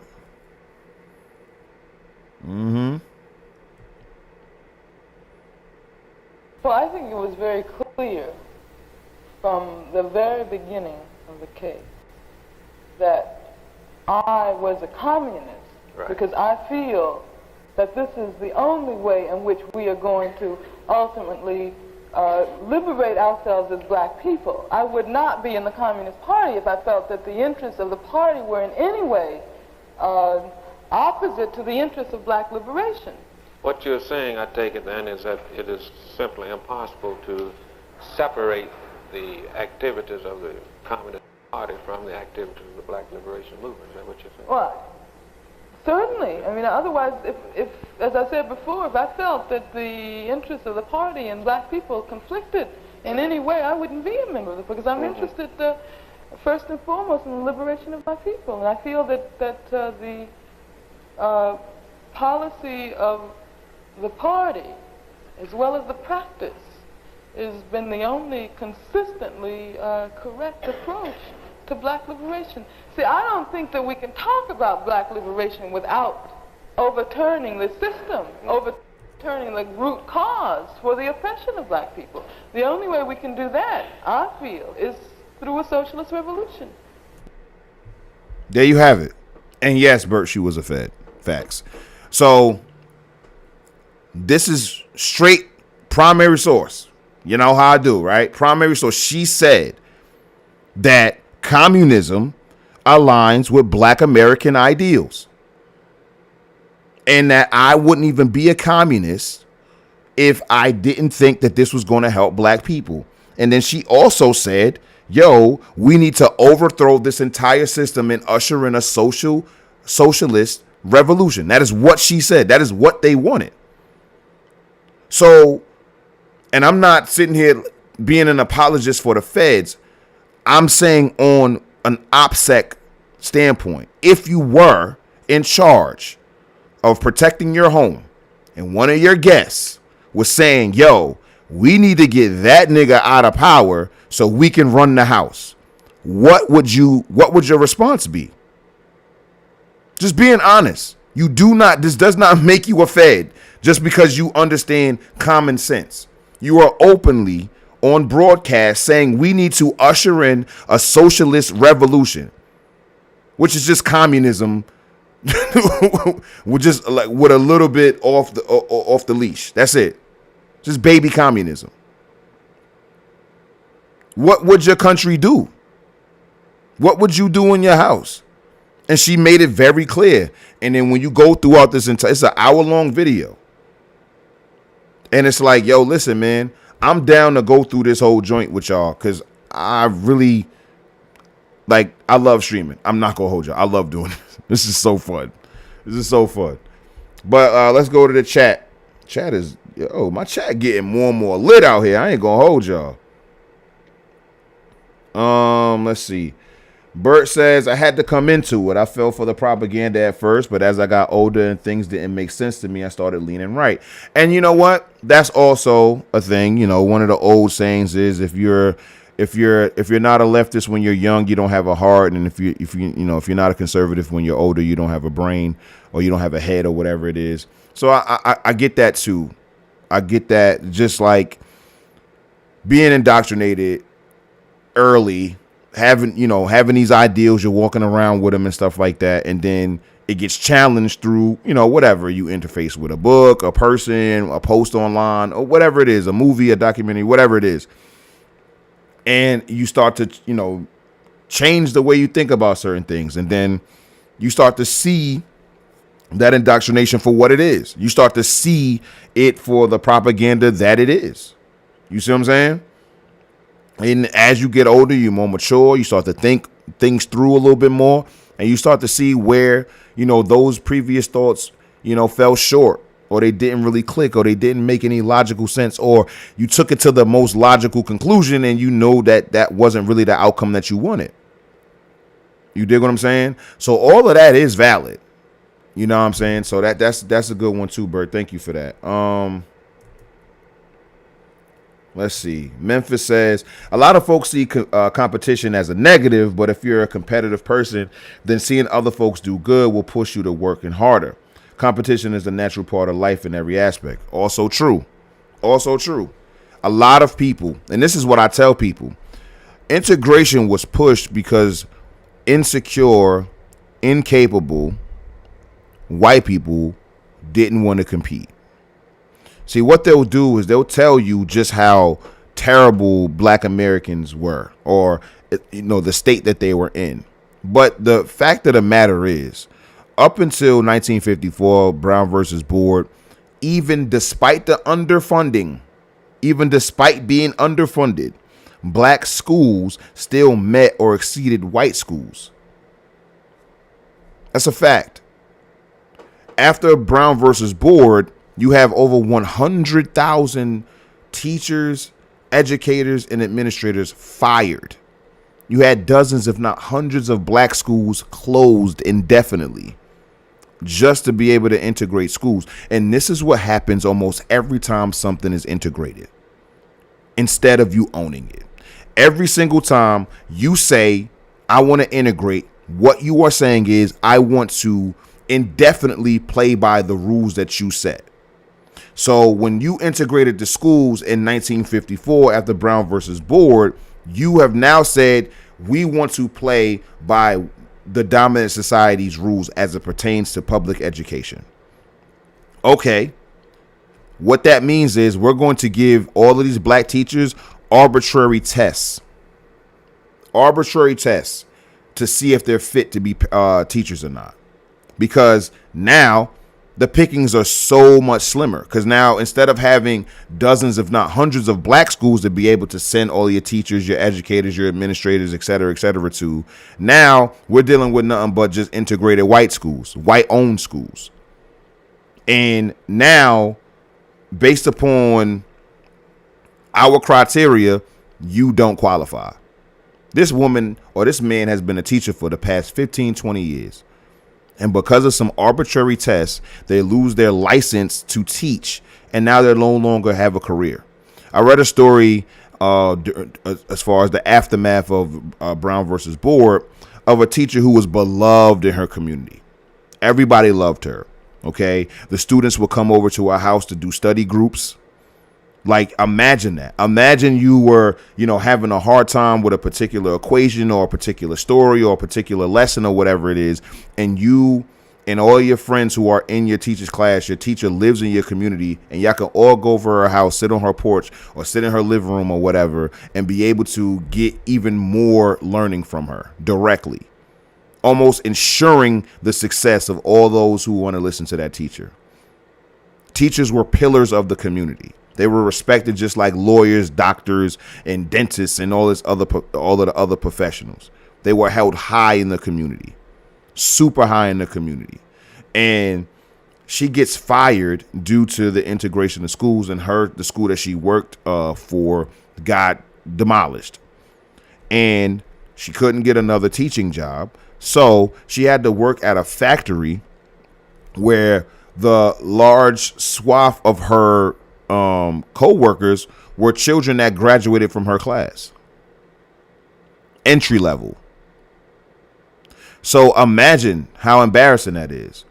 You go from being a pillar in the community, somebody that, like, they would make sure that you were straight. Your groceries is in the house, whatever, your lawn is mowed, all of this other stuff. We're going to hold down Mrs. Campbell because Mrs. Campbell teaches the babies. She loves the babies. She takes that extra tender love and care into educating the babies. So we're going to make sure Mrs. Campbell is okay. And now Mrs. Campbell is clocking in at a factory somewhere, putting caps on bottles or something like that.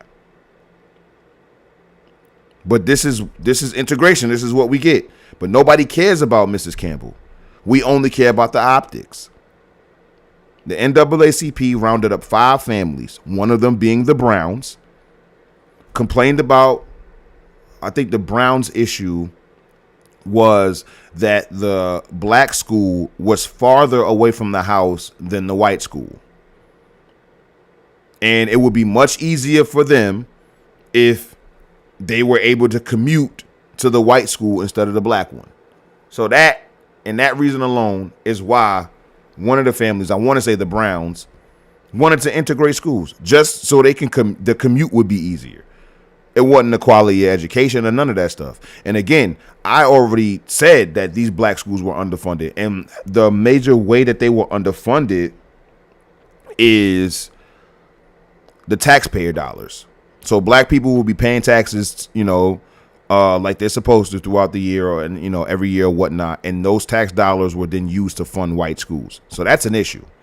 But you didn't solve that issue by taking essentially all of the funding away from black schools and just putting them in integrated schools. And this is the okie doke that integration gave you. Integration was supposed to be something that was done mutually. Always. Integration was supposed to be done off of the strength of mutual benefit. That there is a benefit to this white man interfacing with this black man and vice versa. There's mutual benefit for this black man to be interfacing with this white man. But what happened was it was government mandated. The government forced this. They forced black people and white people to interact with each other during a time where if left to their own volition, they would have did it on their own. A lot of people get sold that pretty much every white person walking, especially in the South, were just these like ravaging, foaming at the mouth racists. This is not the truth. Racism actually absolutely was a thing. But to think that every white person walking around hated black people is just stupid to think. But that's what they sold you media-wise. That's what they sold you in every other, instance when it came down to the media and the news. So of course, the logical thing is to force your child, force your husband, force your wife to be interfacing with these evil people all day long. If that's the logic, if the logic is that all these white people are evil, why would the remedy be forcing that white man to hire you or forcing, that white man to interface with you every single day because you want to shop at Woolworths or Macy's or whatever it is? It doesn't make any sense. I remember, and here's a conundrum for y'all to see what y'all would do. Okay.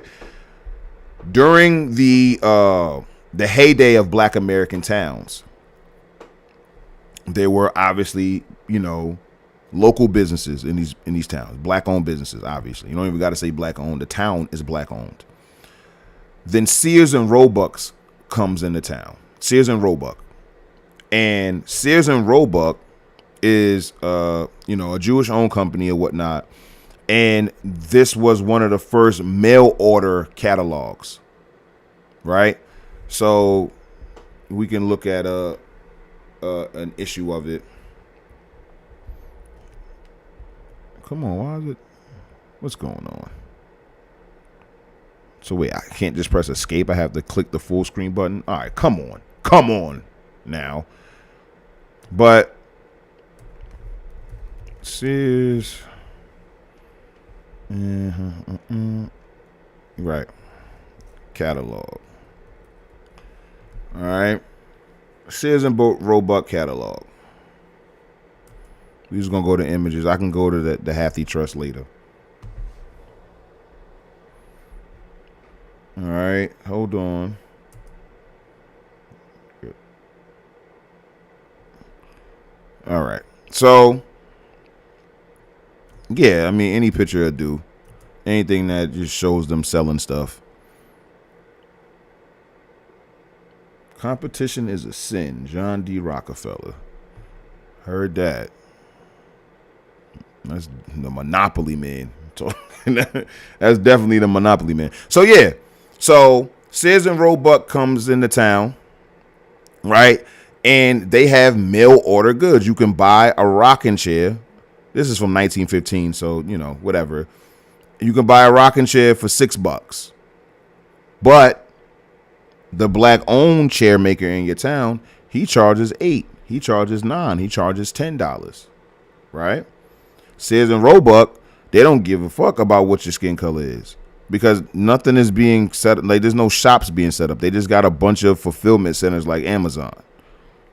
You dig what I'm saying? So they don't care who's sending the money. They're selling the money through mail, like through money orders in the mail. We don't care. Leroy Jenkins and Bob Smith, they all the same to me. So as a black business owner in a black town, how would you reconcile with this? Because your customers are getting a better bargain for the chair, but you need their patronage. You can't necessarily compete price-wise because you don't have a large factory like Sears and Roebuck has. What do y'all do?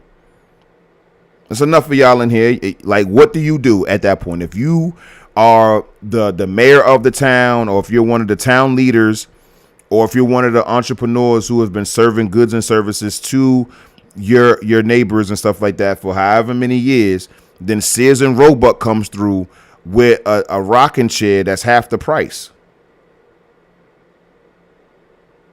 What do you do at that point? Now, I can tell you what they did, and we'll get to that after that, but what would y'all do at that point? You know what I'm saying? At that point, what do y'all do? Do you browbeat them and tell them that, yo, you know, putting money out of the community? Do you welcome it? Like, what do you do? Tell me what y'all would do as the person who makes the chairs. Or as the person that's, you know, one of the town leaders. Y'all tell me. While y'all typing, I'll tell you what I would have done. I would have lowered my price the best I could. Work with them. I would have tried to work out, you know, maybe some credit. I would do my best. But then I also, on the supply side, I would do my best to try to reduce costs. See if I can get my lumber cheaper. See if I can, you know, take a pay cut myself just to, you know, keep my customers. But, you know, that's a reality. That's a reality. And I mean, this stuff it holds true to this day. It holds true to this day. The average, you know, small business, black or white, it's you hard pressed to compete with a Walmart or Amazon when it comes to price. You definitely gonna be hard pressed to compete with them on variety. You know, you go into Walmart, you can buy anything from lawn furniture to a steak. You can get everything out of Walmart. You dig what I'm saying? So at that point, like, how do you handle that type of economic competition?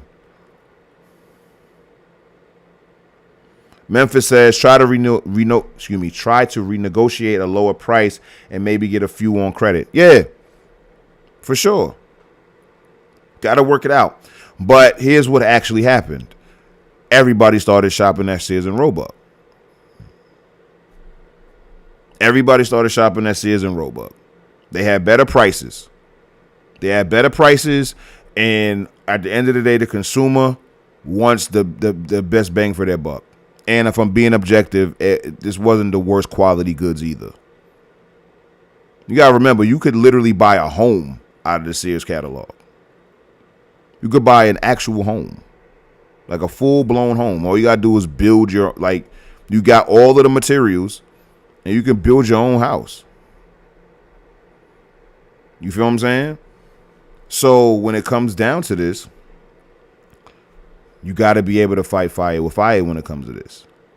You need your factories. You need your manufacturers. You do. So while you can have your shop or whatever, there should, you know, be a concerted effort to create a manufacturing plant to where, you know, you're processing lumber and you're trying to get as many raw materials, you know, to the business owner as possible for the best price possible. That's what I say now when it comes to group economics. Motherfuckers just be talking about the storefront. I'll be talking about the raw materials. Where are you getting your steel from? Because that's the thing. We have all of the end product when it comes to black business. The restaurants and stuff like that, you got the meals, but who is manufacturing the silverware? Who's manufacturing the tables? The furniture. Who's manufacturing all of the plates, the bowls, the spatula? Like, you need people, like, you need businesses that are going to be able to not only process the raw materials, but turn them into things. That's how that works. So it's vertical integration. So if I have a restaurant, at the top of that vertical line, essentially, is the farm, the land. So you grow your own ingredients. You have different things that you're growing, and then you process those crops, and then you can use the shavings and the clippings and stuff to sell to other farmers. You can use it to sell and turn it into other things, and then further and further down the line, more money is being made through all of these different parts of the vertical chain. But by the time it comes in a box in a delivery to the restaurant, that vertical integration has paid several businesses, several employees, and several customers of these businesses. So you have the raw materials, and then it's essentially what they would call farm to table. You have it all. So if you have chicken soup or whatever, before you are sitting down, your customer is sitting down and eating the chicken soup, you grew your carrots yourself, you grew the onions yourself, you raised the chickens yourself, whatever the ingredients in that chicken soup is, you grew it or raised it yourself. So that means you're in control of the pricing, all the way down the line. And that is what helps when it comes to economic competition.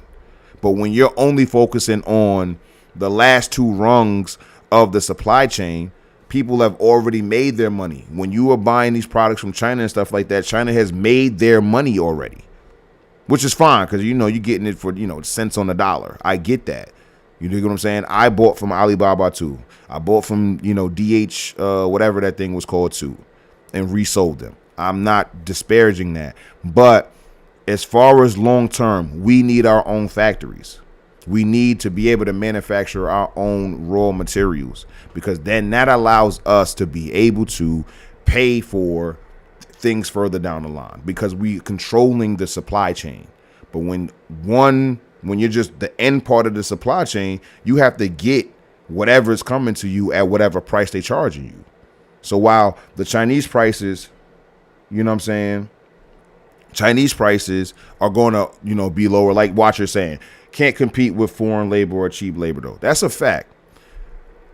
On the same side, though, even if you were to take it that far, own the manufacturing plant in the foreign land. Now, that's not what I'm suggesting, but that is also still a possibility. So let's just say that it still costs more, right? At least you can tell them that this is farm to table. At least you can tell them that your quality is heads and shoulders above your competition, because it's not being, haphazardly made in some foreign country using slave labor. And that way now you're able to, charge that what you would call a premium based upon the quality. No problem with that either. It lasts longer. It's more durable. You'll enjoy it longer. All of these different things. Customer satisfaction is still going to be high. And again, I don't have all of the answers, but this is the things that I think about. Having control of the entire supply chain allows you a little bit more freedom to be able to, operate your businesses and stuff like that. Now, what happened was people, like I said, they started shopping with Sears and stuff like that. The local black businesses were tight about it. They were absolutely tight about it.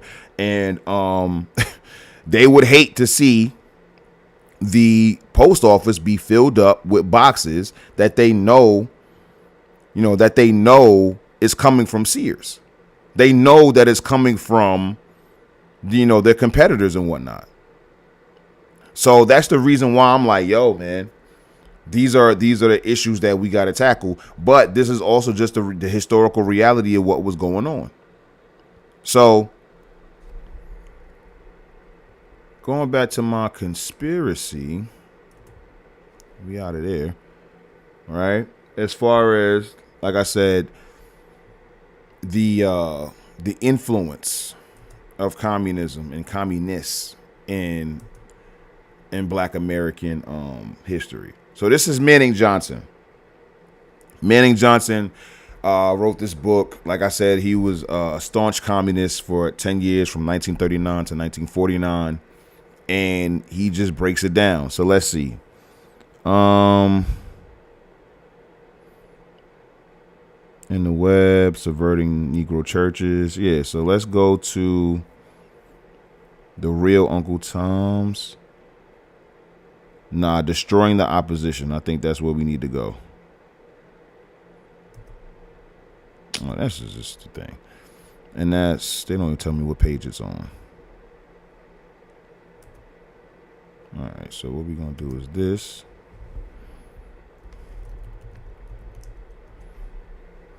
Type in opposition. There we go. Go right to the page.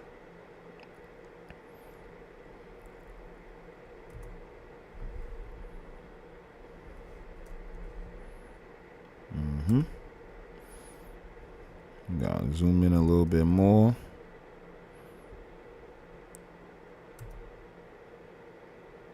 Let's see where we at.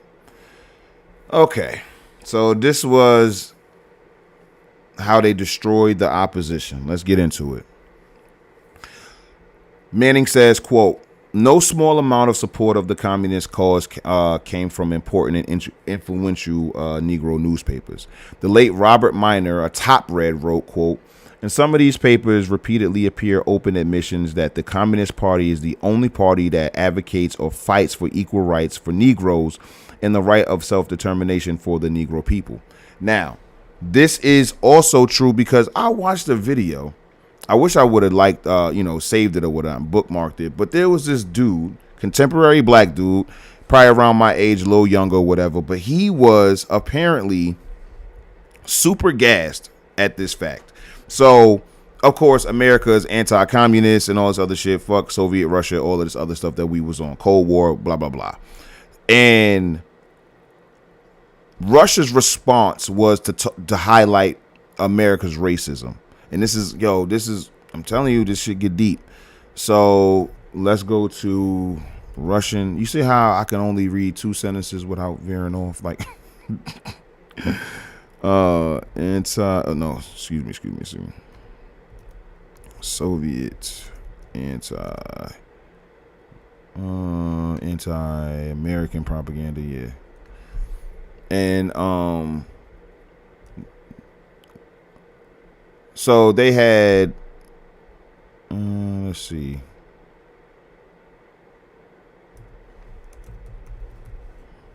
Anti-racist American propaganda. Let's see if that'll come up. But dude was like, Russia was so lit, like this right here. They would do things like this. They would highlight American racism to pretty much castigate America. Like, yo, how dare y'all be anti-communist and y'all are lynching people, y'all are, racist towards black people and stuff. And the black dude that was telling the story, he thought Russia was lit for this reason. He didn't give a fuck about the gulags. He didn't give a fuck about Whiteman, the black man who died in the gulag. He didn't care about any of the ex-socialists and ex-communists that went to Russia and said that Russian communists are racist as hell. He didn't care about the black members of the CPUSA openly complaining about racism amongst their ranks. He didn't care. All he cared about was propaganda. I want y'all to like that's the reality. Son he fell for the propaganda.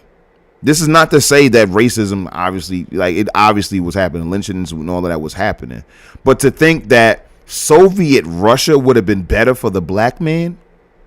Are you high on cocaine? Are you on drugs? Are you drunk? Do you honestly think that communist Russia, Soviet Russia was going to hold you down? They sending your black ass to the gulags too. And they gonna call you a nigga while they do it.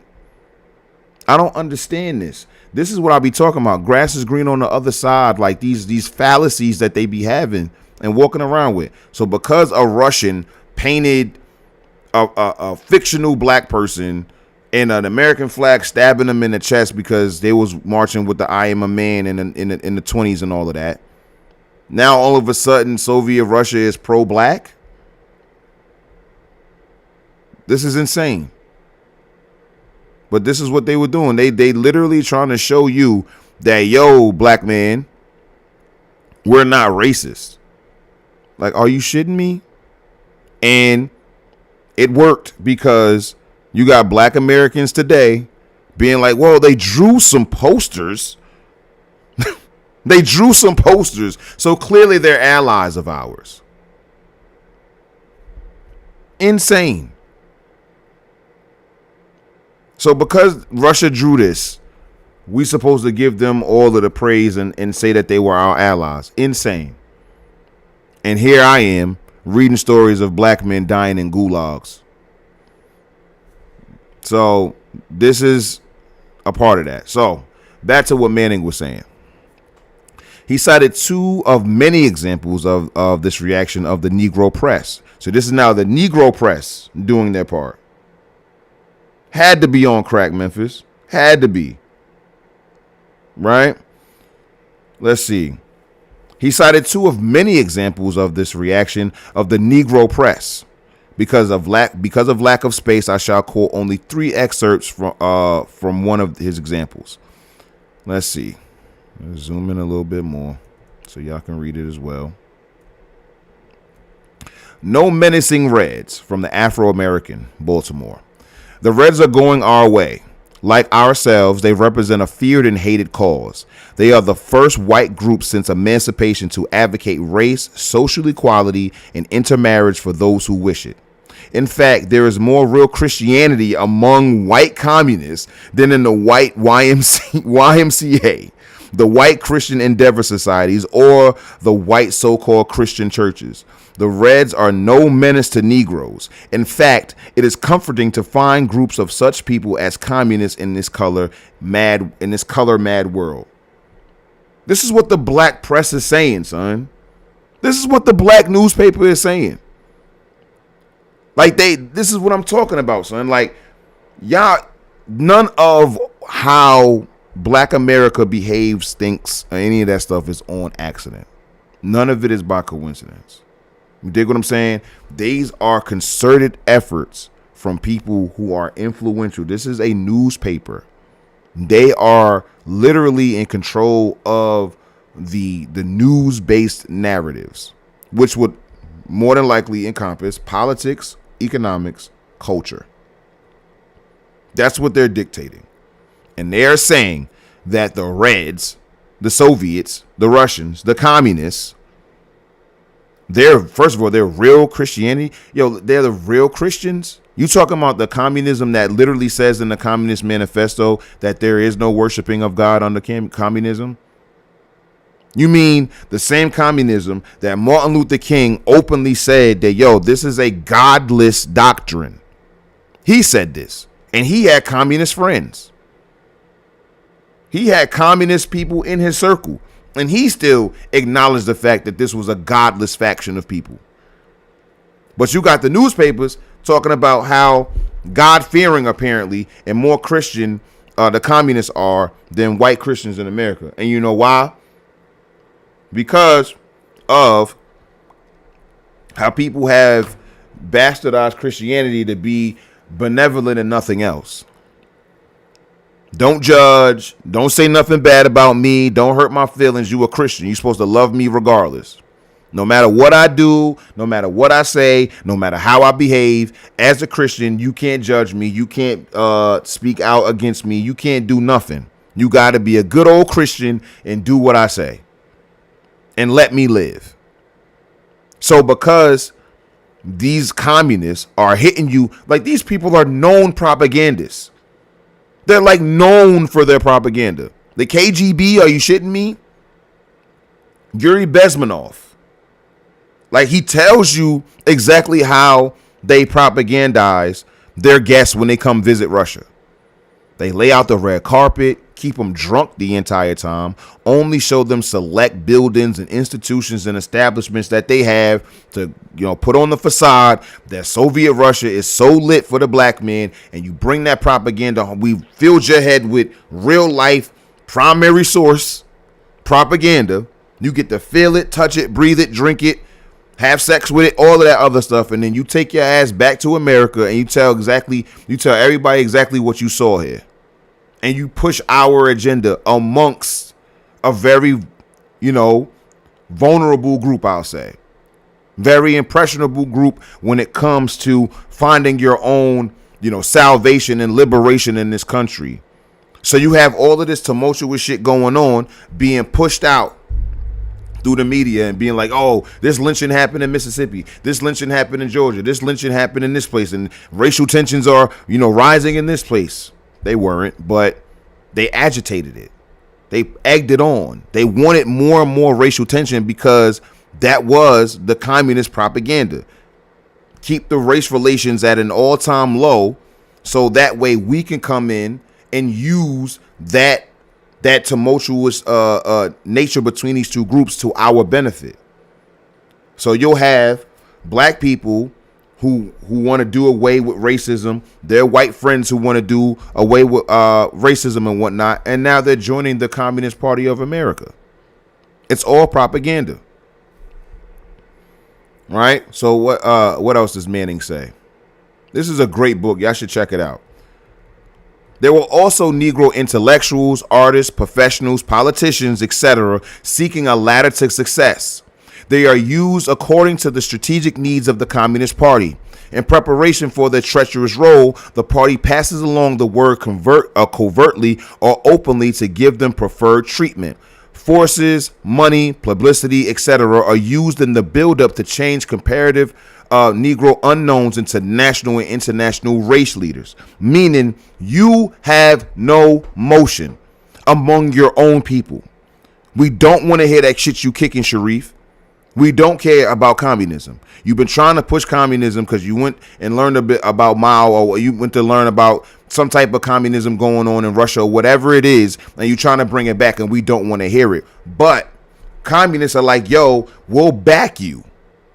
We'll back you. We'll put money behind you. We'll put the press behind you. We'll do everything we need to do to prop you up as a leader in your community. And once you buy, like, it's the media again. Fake it till you make it. We've seen that. The Migos famously said that that's what they did. They wore fake jewelry. They rented a car. They wanted to look like superstars and manifested the superstar lifestyle based upon their image, based upon their facade. They weren't as rich as they looked, but you look rich. People are going to treat you like you are rich. That manifests more riches for you. That does happen. Doesn't happen all the time, but it does happen a lot of the time in many different ways. It's manifestation. So it's the same way. We are putting you in front of podiums. We have you speak at black churches that we've paid off. We have you, highlighted in our newspapers and giving you interviews and stuff like that, to where your contemporaries are looking at you like, oh shit, he's a somebody. We should listen to him. It's all propaganda. It's all propaganda. Let's see. Wires were pulled in local, state, and federal governments to appoint, upgrade, and transfer to strategic positions Negroes whom the communist apparatus could use. Congressional records show that an internationally prominent Negro was aided in his rise by Red spy Alger Hiss.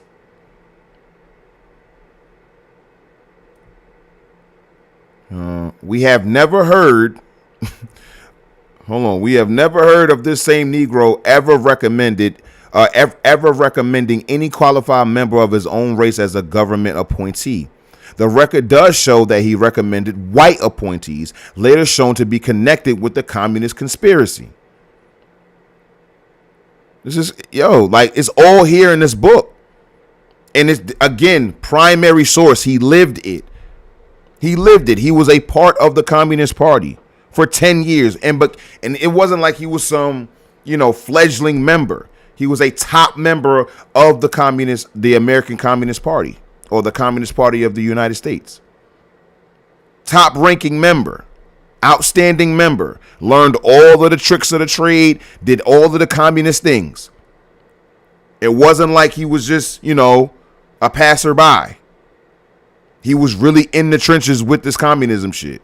Learned everything that he needed to learn and grew up, came out of it. I think, like Bert said, where you get older, start to see this stuff being challenged.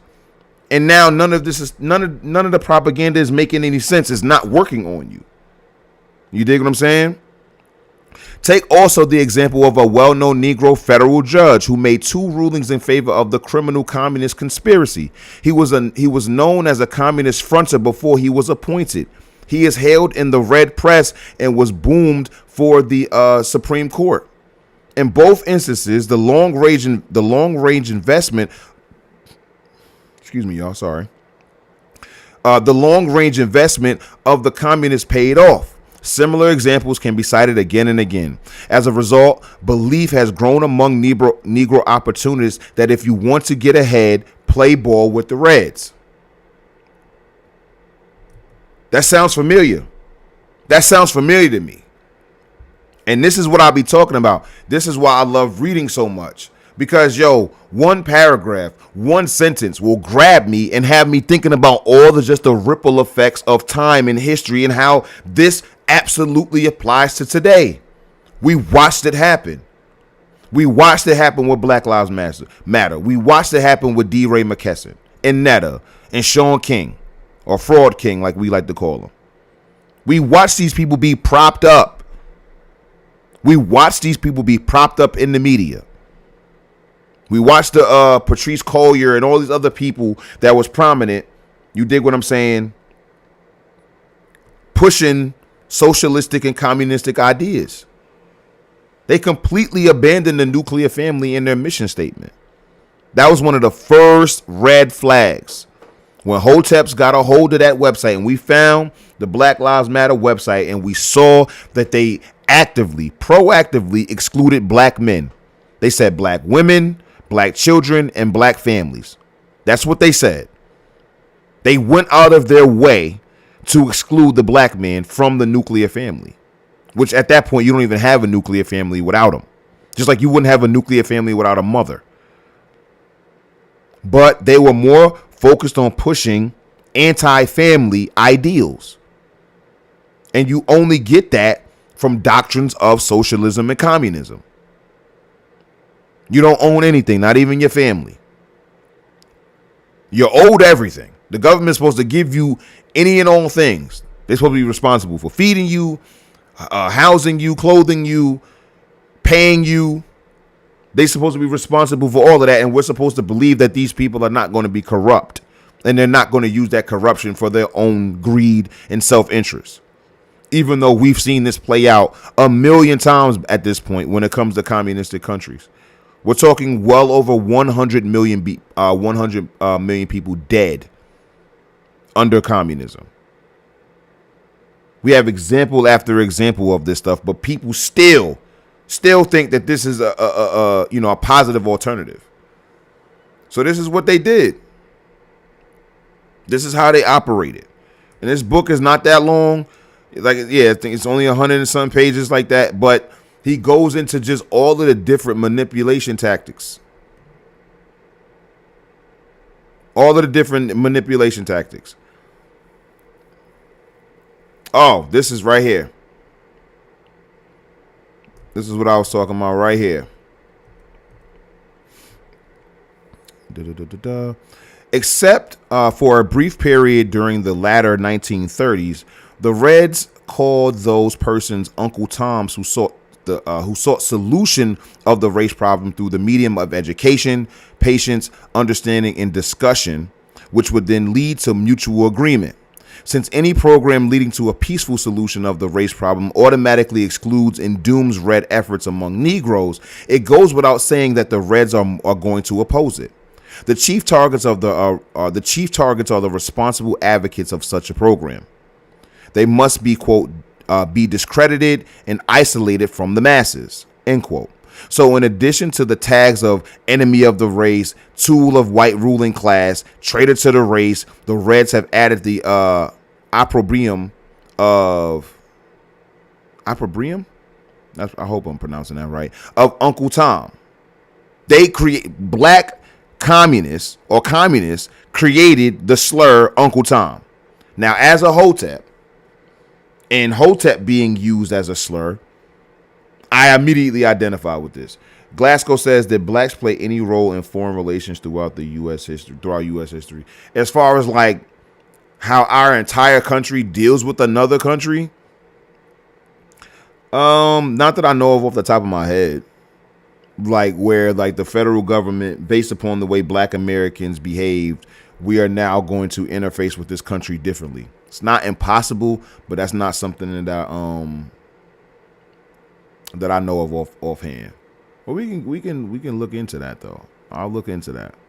Cause I'm pretty sure like we've had black politicians for over 100 years, over 150 years at this point. So it wouldn't surprise me, but I just don't know of any instances offhand. In their usual diabolically clever way, the Reds took the name of a fine, sincere, and beloved character made famous in the greatest indictment of chattel slavery and transformed them into a dirty, low, sneaky, treacherous, groveling, snivering coward. This the Reds did in order to make the name Uncle Tom the symbol of social, economic, and political leprosy. Literally. This is where the slur comes from. So, again, when it comes down to, what I tell y'all as far as the ancestors been through it already. They've been through it already. He's dealt with the emergence of the term Uncle Tom. When it comes to respectability politics, I told y'all that emerged in 1993. None of our ancestors talked about respectability politics. And now we know the origins of Uncle Tom. Like, I'm trying to tell y'all something, yo. I'm trying to tell y'all something. And I'm going to let y'all know right now. We not going to keep, like, I'm going to run out of videos at some point. We got to get y'all used to, this is what the screen going to be looking like. We read over here. We are reading over here.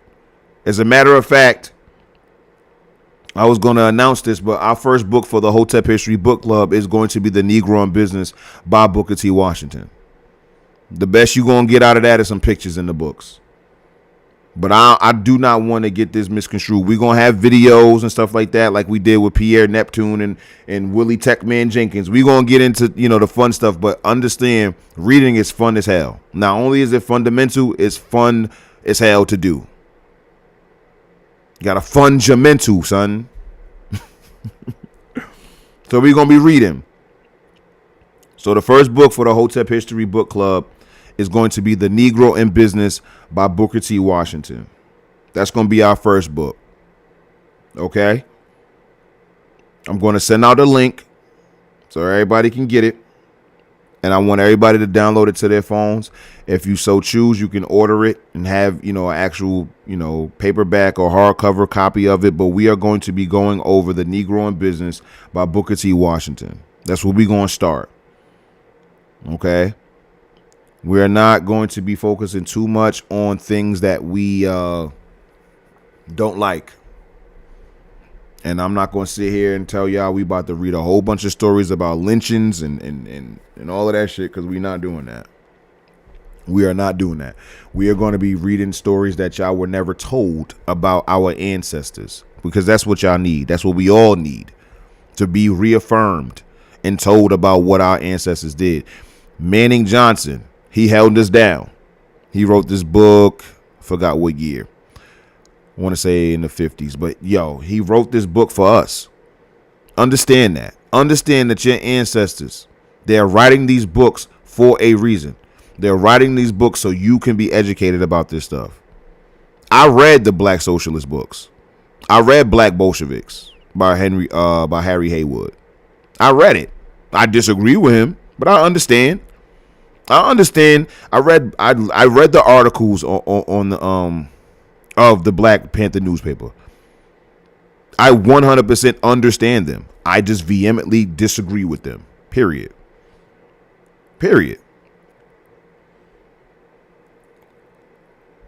So where we at? We can go to the next page. And then he exposes them for being like the real Uncle Toms. Because again, there's absolutely no way y'all are gonna sit here and act like y'all are this benevolent ass group and your whole group got racism in it and oppression in it. Like, you're not absolved. Your group is not absolved of this. Look, posing as a friend of the Negro, they, under the guise of a campaign for Negro rights, set race against race in a cold-blooded struggle for power. The hypocrisy and the falsity of their claims are clearly revealed in a number of instances.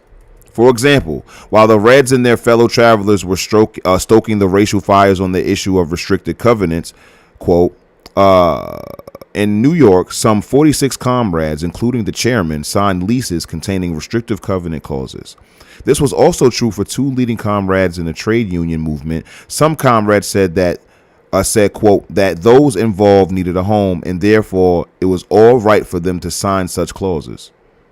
See what I'm saying? So y'all sit there and talk about y'all, y'all are against this, but then y'all signing up for it. While the white Reds were renting apartments and subletting them to Negroes to stir up racial bitterness and hate such as existed in Stuyvesant Town in New York City, they carefully avoided living in a Negro community. This is what they do all of the time. Now, didn't I ask y'all that the last stream? Didn't I say that? Why is it that when it came down to integration, y'all couldn't just bring y'all white asses to the black side of town and shop with black businesses? Why did we have to go to white-owned businesses to give them our money and then also be disrespected, berated, abused, assaulted, and all this other stuff? How come y'all couldn't just come to our neighborhoods and give us your money? Nobody would have fought you. You would have got a couple stares like, yo, what is your white ass doing here? But if y'all coming in droves and all of that and you like, yo, we here to shop with you, I promise you the skepticism after a minute or two is going to go away. It's going to go away. What you came in here with money? Oh, hell yeah. Have a seat. Have a seat. Our specials for today are X, Y, and Z. We make a mean chocolate milkshake. You want some? Have a seat. Like, what do you mean? We would have enjoyed that bread. Like, but no.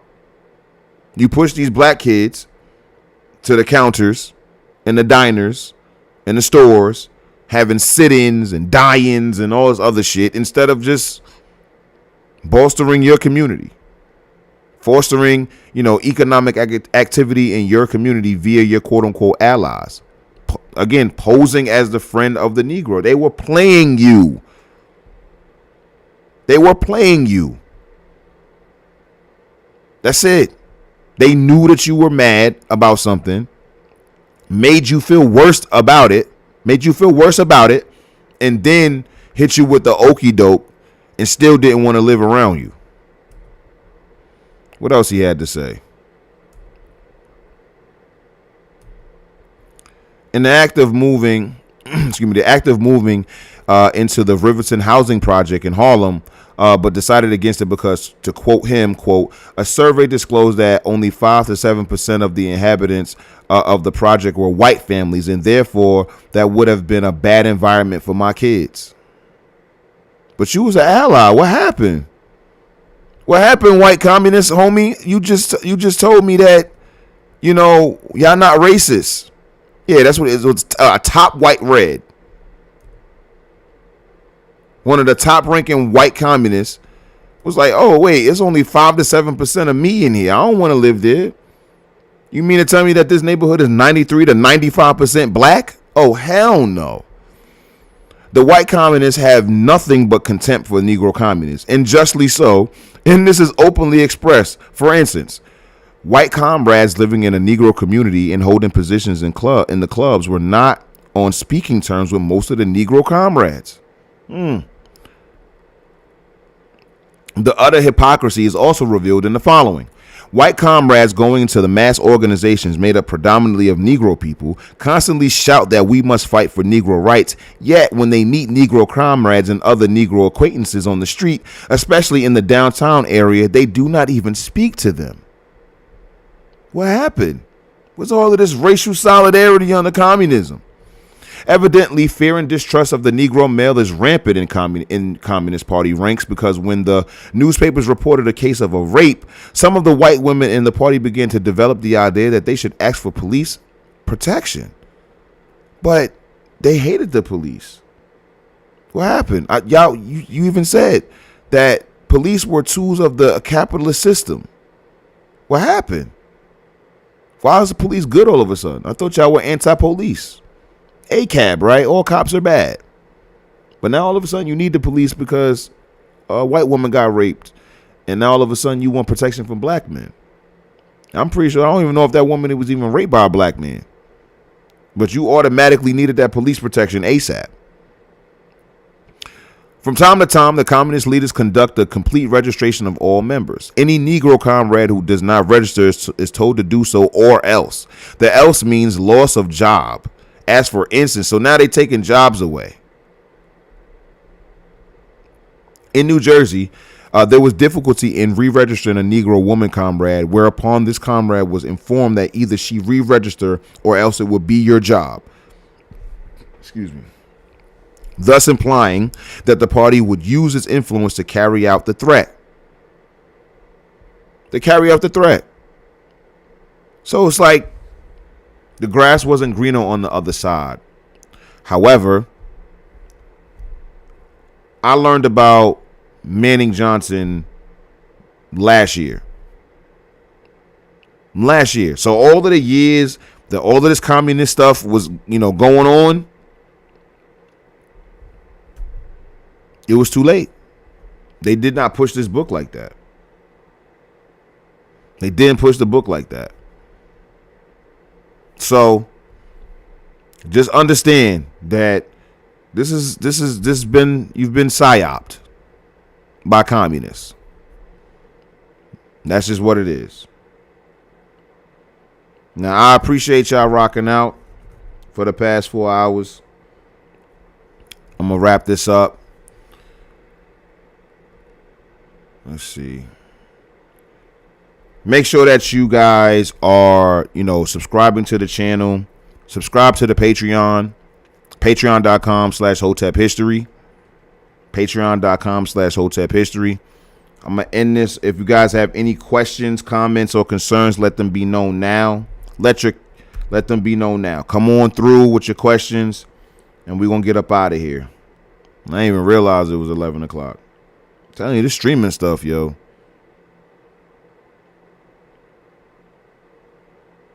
Any questions? Let me know. Let me know in the chat. Because after this, I'm going to take me a nice hot shower, get my tea, and get the rest of my voice back. And we're going to be back here tomorrow at 7. Well, no, we're not going to. Well, because I don't want to miss medicine. So we're going to have to do it a little bit earlier. Tomorrow, we're going to be here at 4. So we're going to rock from 4 to 8 tomorrow. Thank you, watcher. Thank you. I appreciate it, man. Hope you subscribe, man. Hope you subscribe. I'll have a little bit more form here on the next episode. I know we were pretty much just flying today. We're going to go over, what we going to go over? You got to think about it. You got to look at, gotta look at the other window. Hold on. Yeah. I think we might have to go into some of the you know what? We're gonna do this communism thing tomorrow too. Oh, ethnogenesis. Right. Yeah, watcher. So this is what I'm gonna do. We're gonna talk about that tomorrow. Ethnogenesis.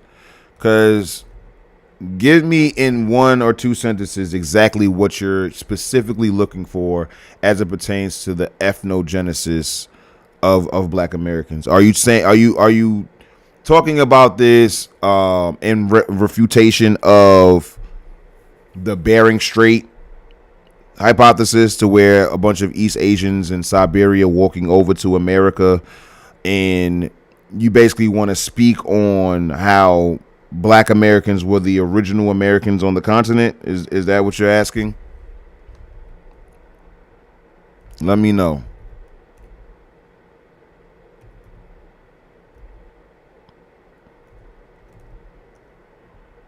You know what I'm saying? Because I'm going to look it up and I'm going to come back with something.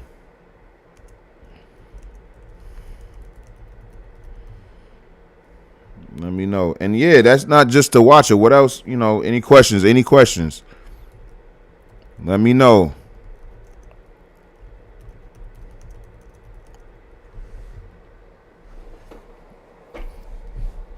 I'm going to be a little bit more entertaining tomorrow, y'all. I ain't going to lie. I know this was more of a dry one, but sometimes we got to get that information. Sometimes you got to get the, you know, the medicine through the candy. You dig? This was a little bit more medicine than candy today. A little bit more medicine than candy.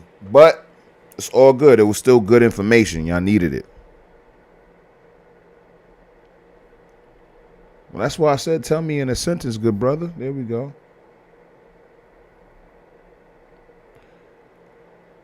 Oh, yo, Scruggs. You got to tap into Comedicine every Tuesday, bro. That's my favorite show on the internet. This is my favorite show, obviously. This is my favorite show. But as far as my favorite show to watch, Comedicine with Dr. Inky and my man Hotep Jesus. For sure. My man HJ and Inky got a good thing going. They got a good thing going. So that starts tomorrow at 8. And I got to be tuned in. I got to lock in with my guys. Inky be getting my whole life together, son. I'm going to be shopping with him very soon. Very soon. I really want to buy out all of his books, and I want to buy out all his products, to be totally honest. So yeah, 4 o'clock, 4:30. We'll be here at 4:30. We're going to rock from 4:30 to 8 tomorrow. All right. But Watcher. Okay, here we go. Just what do we consist of? Straight African, or was this a mixture? Oh, well, it's a mixture. It's a mixture, especially when you're talking about the different subgroups of Black America, like Creole and stuff like that. That's, you know, that's African, European, Native American, you know, put together. Yeah, for sure. Like, we not, yeah, the communism episode will be fire for sure. We're gonna go over that too. But so yeah, as far as the, you know, that part of like the ethnogenesis, yeah, we mixed with it a lot. You know what I'm saying? Especially over the centuries. You know, my first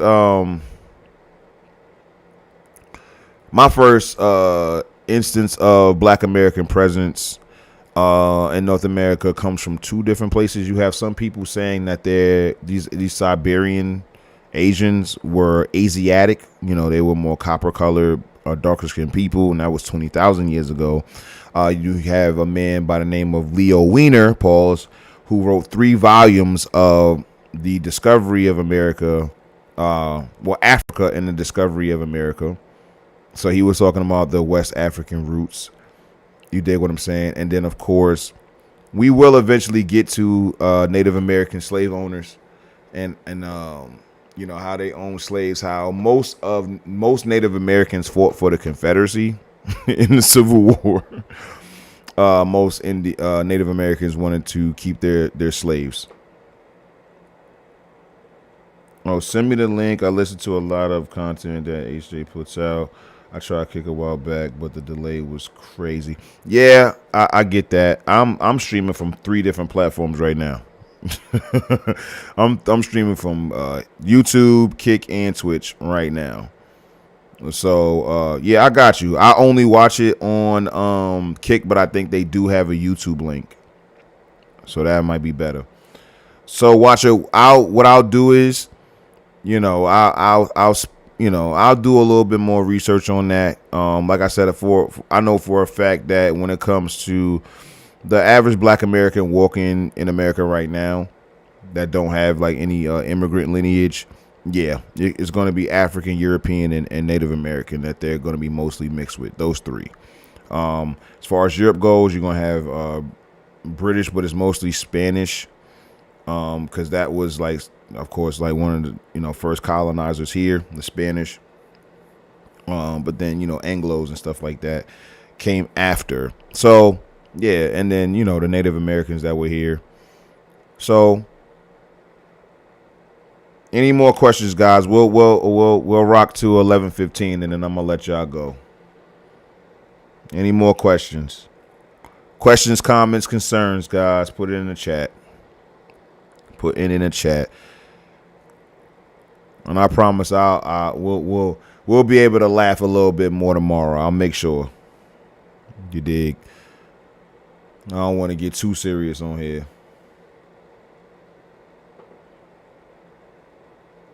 Any last questions? Any last questions? Yo, and send me your suggestions. Send me your suggestions as far as what y'all want me to talk about.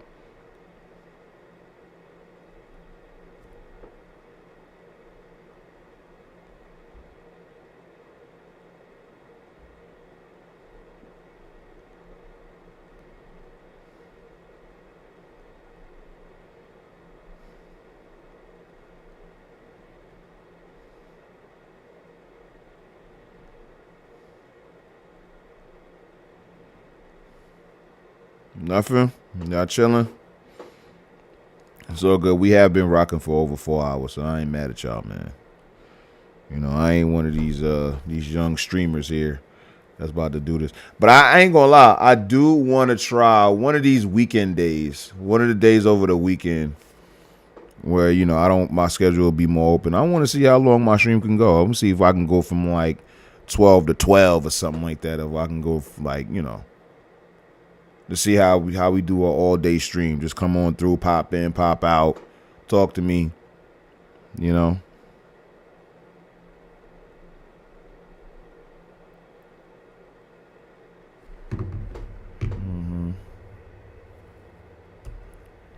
That's it, y'all. All right, well, let me get ready to wrap this up. This has been another episode of Hotep History Live. I am your host, President Hotep Dubes.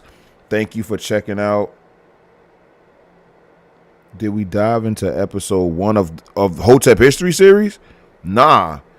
So, all right, let me ask y'all this while we here. Are y'all cool with like rewatching the videos that I've made already and just going over them? Because I know that the Twitter ones are cool, but I was thinking about, streaming some of my old videos and stuff like that I've already dropped on the Patreon and all of that other stuff, and just doing the little breakdowns and cut-ins like I did with the shorter videos. But I don't want to bore you guys, so if that's something that you guys want to get into, we could definitely do that, because these are the lessons. Matter of fact, y'all can answer, but that's what we're gonna do. We're gonna go over Hotep history videos, the series, for sure. And I am going to be doing private or exclusive streams for my Patreon subscribers. Y'all getting this free stuff right now because I want you guys to be aware. I want you guys to, come on over to the Patreon. But again, patreon.com/Hotep History. We will be doing private and exclusive live streams over there. Okay, that won't be available to the general public. It'll be behind the paywall. It'll be only for the Patreon subscribers. Consider subscribing. I have a $1 tier and I have a $3 tier. I'm not trying to break the bank here. I want you guys to, check out my stuff. The prices will be going up. I've been delaying the price increase just because I want to get you guys as many people in as possible, because I don't lower prices. I never lower prices. So I want you guys to be able to take advantage of these lower prices now. And then after that, the prices will be going up. So get in now when it's only $3 a month. Get in now, because we're going to have a whole bunch of stuff in there. And it's a lot of information in them videos that I already posted. So make sure you tap in. You dig what I'm saying? But with that being said, if you have any more questions, just tweet it at me. And, I'll make sure I respond. You can DM me. My DMs are open.